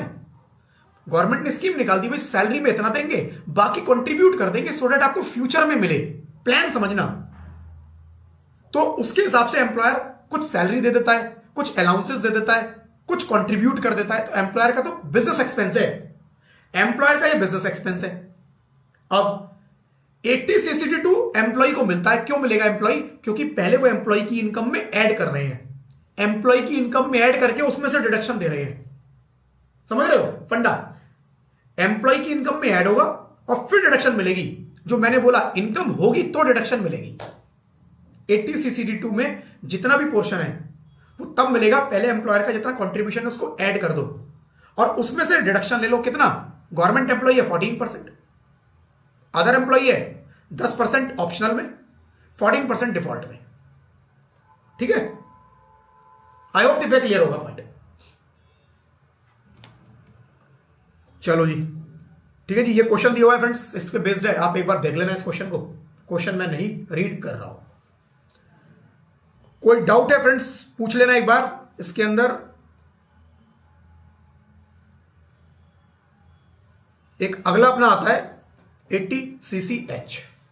80 CCH इसमें भी आपको याद होगा डिफॉल्ट टैक्स रेजिम में मैंने बोला था कि 80 CCH 2 वाला जो है वो डिफॉल्ट में मिल जाएगा, यहां पे वो पोर्शन कवर होगा अभी। तो एक 80 CCD 2 हमने देखा जो डिफॉल्ट में मिलेगा, एक 80 CCH अब आ गया, एक 80 JJAA शायद अगली क्लास में आया, उससे अगली क्लास में आएगा। ठीक है, deduction in respect of contribution to Agnipath scheme. Agniveer 4 साल की गवर्नमेंट ने वो स्कीम निकाली थी जिसके ऊपर बड़े झगड़े हुए थे, जिसके ऊपर बड़ा प्रोटेस्ट हुआ था, जिसके ऊपर बड़ी पॉलिटिकल वार चली थी, राइट। अलग अलग पॉलिटिकल पार्टी अलग अलग तरह से अटैक, डिफेंस अटैक ये सब चल रहा था। गवर्नमेंट जस्टिफाई कर रही थी प्लान बहुत बढ़िया है, राइट। अपोजिशन ये जस्टिफाई कर रहा था ये प्लान बहुत घटिया है। हम ये डिसाइड नहीं करेंगे कि ये प्लान अच्छा है या खराब है, बट हम इसकी जो टैक्स, राइट, इसके जो टैक्स इंप्लीकेशंस थे अग्निवीर के ऊपर, जो इस अग्निवीर बनता है, जो उस फौज में भर्ती होता है एज ए अग्निवीर, राइट, जो कि सिक्योरिटी फोर्स के अंदर, राइट, जाता है और इस अग्निवीर स्कीम का पार्ट बनता है, उसकी टैक्स इंप्लीकेशन क्या होंगे फ्रेंड्स, वो 80 CCH बताएगा। आपको कुछ डिडक्शंस देगा। क्या डिडक्शन देगा? Meaning of Agnipath scheme. Agnipath scheme is central government scheme launched in 2022 for enrolment of Indian youth in Indian armed force. Indian armed force में इंडियन यूथ को भर्ती कराने के लिए ये स्कीम निकाली गई थी, right. Meaning of Agniveer corpus fund, उनके लिए एक अग्निवीर कॉर्पस फंड बनाया गया। कॉर्पस फंड कि भाई आपके लिए हम एक फंड बना रहे हैं। The Agniveer corpus fund means a fund in which contribution to all the Agniveer and matching contribution to central government along with interest on both these contribution are held। कह रहे हैं एक ऐसा फंड होगा जिसके अंदर जितने भी अग्निवीर हैं वो कंट्रीब्यूट करेंगे कुछ, जैसे पीएफ में, जैसे पेंशन में देखा, ऐसे ये भी एक फंड है। आप इसमें कंट्रीब्यूट, ये स्पेशली इनके लिए बनाया कि आप इसमें कंट्रीब्यूट करो, जितना आप करोगे उतना ही गवर्नमेंट भी करेगी और इसमें इंटरेस्ट इकट्ठा होगा वो भी यही इकट्ठा होता रहेगा आपका। और जब आप जाओगे जॉब छोड़ के, राइट, जो भी आपकी टाइम लिमिट है उसके बाद आपको वो पैसा मिल जाएगा। सिंपल ये स्कीम थी, ठीक है। फीचर क्या थे अग्निपथ स्कीम के? ईच अग्निवीर, जो अग्निवीर कौन है? जो बेसिकली, राइट, जो आर्म्ड फोर्स को ज्वाइन कर रहा है as a Agniveer, right, is to contribute 30% of his monthly customised Agniveer package. Monthly customised Agniveer package मतलब मंथली सैलरी समझो उनकी, कि जो उनकी मंथली सैलरी है उसका 30% वो उस फंड में कंट्रीब्यूट करेगा, 30% flat. Further the government will also contribute matching contribution to Agniveer corpus fund. Same 30% government भी उसके अंदर कंट्रीब्यूट करेगी। The government will also pay the subscriber interest as approved from time to time on the continuous spending in account. Account में जो भी पैसा होगा government उसके ऊपर टाइम टू टाइम इंटरेस्ट भी पे करेगी, सारा देगी, इंटरेस्ट भी मिलेगा। गवर्नमेंट कंट्रीब्यूट भी कर रही है, उसमें जो फंड में पैसा है उस पर इंटरेस्ट भी पे करेगी। डिडक्शन कितनी मिलेगी? अब 80 CCH डिडक्शन के बारे में बात करता है। डिडक्शन के बारे में provides deduction in respect of contribution made in Agniveer corpus fund by individual enrolled in Agniveer scheme and the central government, right. Deduction कितना मिलेगा? अब देखो बता रहा है कि 80 CCH में बात हो रही है जो एम्प्लॉय कंट्रीब्यूट करेंगे, अग्निवीर और गवर्नमेंट कंट्रीब्यूट करेगी, उसके ऊपर कितना डिडक्शन मिलेगा। तो क्वांटम मिलेगा डिडक्शन का। 80 CCH 1 बताता है deduction for the amount paid और deposited by SSC being individual enrolled in Agnipath scheme and subscribing to the Agniveer corpus fund on or after 1/11/2022। 2022 में ये लॉन्च हुआ था, राइट। तो उसके बाद जो भी उसमें कंट्रीब्यूट कर रहा है in his account the Agniveer corpus fund, तो कह रहा है जो भी अग्निवीर है, जो भी इसके अंदर कंट्रीब्यूट करेगा 80 CCH 1 में उसकी आप डिडक्शन ले लो। तो जो भी आपकी इनकम आएगी वो आपकी इनकम में ऐड हो जाएगी, राइट। फिर ग्रॉस टोटल इनकम निकालोगे, ग्रॉस टोटल इनकम में 80CCH1 30% जो आप इसमें कंट्रीब्यूट कर रहे हो उसकी डिडक्शन भी ले लो, खर्चा क्लेम कर लो, ठीक है, तो वो बेनिफिट आपको मिल गया और बैलेंस पे आप टैक्स दे दो। 80CCH2 the whole amount of contribution made by central government is to said account of the SSC and Agniveer Corpus Fund is allowed as deduction in contribution of the total income of SSC। तो कह रहा है जो government contribute कर रही है उस पे भी आप डिडक्शन ले लो, किस पे? 80CCH2 में, बट पहले ही आपकी इनकम में ऐड होगा, सेम जैसे 80CCD2 में किया था कि पहले इनकम में ऐड करेंगे और फिर 80CCD2 में रिडक्शन दे देंगे। सेम 80CCH है कि पहले इनकम में ऐड करेंगे उसके बाद 80CCH2 में उसकी डिडक्शन दे देंगे, सेम वैसे ही बिल्कुल। The entire central government contribution to Agniveer Corpus Fund would be included in the salary of employee, पहले ऐड करेंगे। However, deduction under section 80CCH2 would be available for the same। पहले add होगा फिर reduce, उसका कोई impact नहीं है। एक तरह से ना ऐड करते ना डिडक्शन देते तो कुछ होता ही नहीं, कुछ भी नहीं था। लेकिन क्योंकि आपको कुछ भी अगर फंड्स मिल रहा है तो वो आपकी इनकम बनती है। एज पर मैं आपको बताता हूं, एम्प्लॉयर आपको कुछ पे कर रहा है या एम्प्लॉयर आपके बिहाफ पे कुछ खर्चा कर रहा है, सैलरी के अंदर वो पूरा टैक्सेबल होता है, सैलरी के अंदर पूरा टैक्सेबल होता है। तो वो इन एनी केस वो आपकी सैलरी में ऐड होना था क्योंकि वो आपकी इनकम है, एम्प्लॉयर ने आपके बिहाफ पे कुछ कंट्रीब्यूट किया है, दैट इज योर इनकम। लेकिन गवर्नमेंट ने बोला उस इनकम पे हम आपको छूट दे देंगे, कहां? 80CCH2 में, कि जितना भी हमने कंट्रीब्यूट किया है सब एग्जेम्प्ट है आपका। तो उसको एग्जेम्प्ट करने का ही तरीका है, एक तरह से उसको एग्जेम्प्ट करने का एक तरीका है। एग्जाम्पल के थ्रू समझना है, देख लो जी, बिल्कुल 80CCH2 वाला एग्जाम्पल बनेगा, राइट। इसके अंदर प्राइवेट तो कुछ होगा ही नहीं, सब गवर्नमेंट का होगा, गवर्नमेंट स्कीम है, गवर्नमेंट का ही होगा। इसके अंदर ऐसा नहीं कोई प्राइवेट अपने अग्निवीर क्रिएट कर देगा कि जी ये मेरे अग्निवीर हैं इनको मैं दूंगा, नहीं। क्या है? 80CCH, हम बात कर रहे हैं 80CCH2 की। 80CCH1 जितना अग्निवीर कंट्रीब्यूट करेगा सिंपल है वो तो। 80CCH2 में, राइट, गवर्नमेंट ने कंट्रीब्यूट किया, सपोज उसकी इनकम थी कितने की? 10 लाख रुपए की, ठीक है। गवर्नमेंट ने कंट्रीब्यूट किया अग्निवीर कॉर्पस फंड में कितने का? सपोज 1 लाख रुपए का, ठीक है। तो उसकी जो इनकम बनेगी वो 11 लाख की बन जाएगी, राइट। उसने खुद ने भी कंट्रीब्यूट किया था 1 लाख रुपए का, खुद ने भी कंट्रीब्यूट किया था।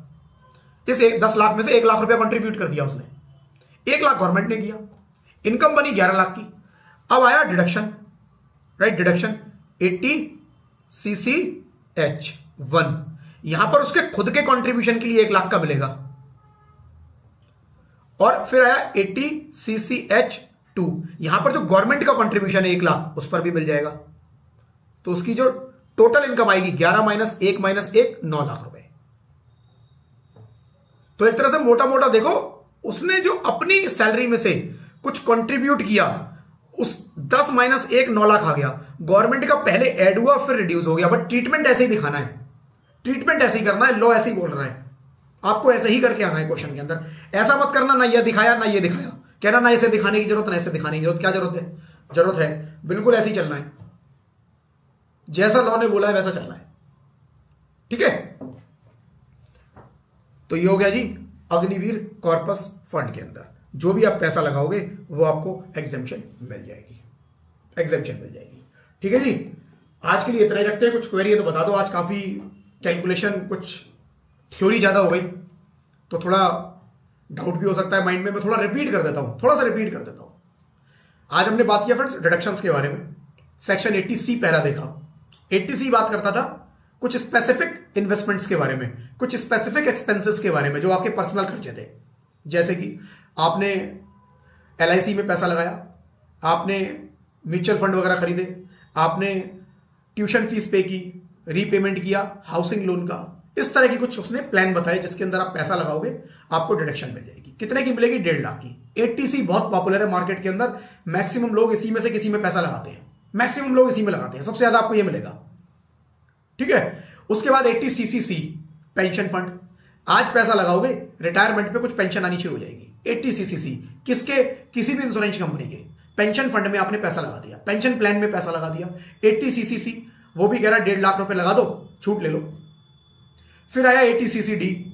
80CCD में 3 सेक्शन हमने देखे। 80CCD1 जिसमें एम्प्लॉय कंट्रीब्यूट कर सकता है, किसमें? NPS, नेशनल पेंशन स्कीम में। कितना करेगा? गवर्नमेंट एम्प्लॉई है 10%, अदर एम्प्लॉई है वो भी 10 करेगा, मैक्सिमम 10। गवर्नमेंट में होता ही 10 है, अदर के लिए एग्जाम, गवर्नमेंट में मैंडेटरी है, अदर्स के लिए मैंडेटरी नहीं है, ऑप्शनल है। गवर्नमेंट 10% एम्प्लॉय, अदर एम्प्लॉय 10%, लेकिन अगर कोई और है सेल्फ एम्प्लॉयड, वो अपनी टोटल ग्रॉस टोटल इनकम का 20% कंट्रीब्यूट करेगा मैक्सिमम, ठीक है। तो 80 CCD 1 ने बोला कि जो भी ये कंट्रीब्यूशन होगा इस पे आपको छूट मिल जाएगी, ठीक है जी। 80 CCD 1 B आया, जिसने बोला एडिशनल आपको 50,000 की और छूट दे देंगे, उसके ऊपर ले लो। 80 CCD 2 ने बोला कि जो गवर्नमेंट का कंट्रीब्यूशन है उस पर भी छूट ले लो, बट पहले गवर्नमेंट के कंट्रीब्यूशन को सैलरी में ऐड कर देना। गवर्नमेंट का नहीं, एम्प्लॉयर का, सॉरी एम्प्लॉयर का। एम्प्लॉयर का जो कंट्रीब्यूशन है वो गवर्नमेंट एम्प्लॉय भी हो सकता है, प्राइवेट एम्प्लॉय भी, कोई भी हो सकता है। तो जो एम्प्लॉयर है, एम्प्लॉयर के कंट्रीब्यूशन को 80 CCD 2 में छूट ले लो, डिडक्शन ले लो, बट पहले उसको सैलरी में ऐड कर देना। सैलरी में ऐड कर देना, फिर 80 CCD 2 में डिडक्शन ले लेना। सैलरी में ऐड जितना भी कंट्रीब्यूट किया सारा हो जाएगा। डिडक्शन कितने की मिलेगी? अगर गवर्नमेंट एम्प्लॉय है तो 14%, प्राइवेट एम्प्लॉय है तो अगर वो ऑप्शनल में है तो 10%, डिफॉल्ट टैक्स रिजीम में है तो 14%। फिर आया सेक्शन 80 CCE। 80 CCE ने क्या बोला? 80 CCE ने बोला जी देखो, जो आपको कंट्रीब्यूशन है, राइट, 80C वाला, 80 CCC वाला, 80 CCC pension scheme, 80 CCD 1 national pension scheme, 80 CCD 1 भी नहीं है, 80 CCD 2 भी नहीं है इसमें। तो इन 3 सेक्शन की टोटल लिमिट 1.5 लाख की है। तो 1 भी एडिशनल मिलेगा 50,000, 80 CCD 2 एडिशनल मिलेगा जो भी होगा परसेंटेज के हिसाब से। ये 80 CCE ने बताया। फिर आया section 80 CCH, Agniveer corpus fund, Agniveer scheme के बारे में। वो कहता है 80 CCD 1, 80 CCH 1, 80 CCH 1 बोलता है जी अग्निवीर, जिसने उस अग्निवीर स्कीम को सब्सक्राइब किया है, वो अपनी सैलरी का जो कंट्रीब्यूट करेगा उस पे 80 CCH 1 में पूरी डिडक्शन दे देंगे। 30% की होती है, उस स्कीम का प्लान है 30% उसमें डिडक्शन कंट्रीब्यूट होगा, वो पूरा आप डिडक्शन ले लो 80 CC 1 में या CCH 1 में।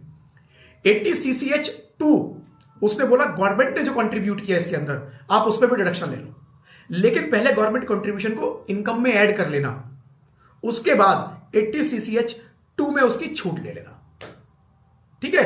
तो ये हमने मोटा मोटा आज देखा। कोई डाउट है तो क्वेश्चन पूछ लो, ठीक है जी। कोई भी डाउट है फ्रेंड्स, क्वेश्चन पूछ लो आप।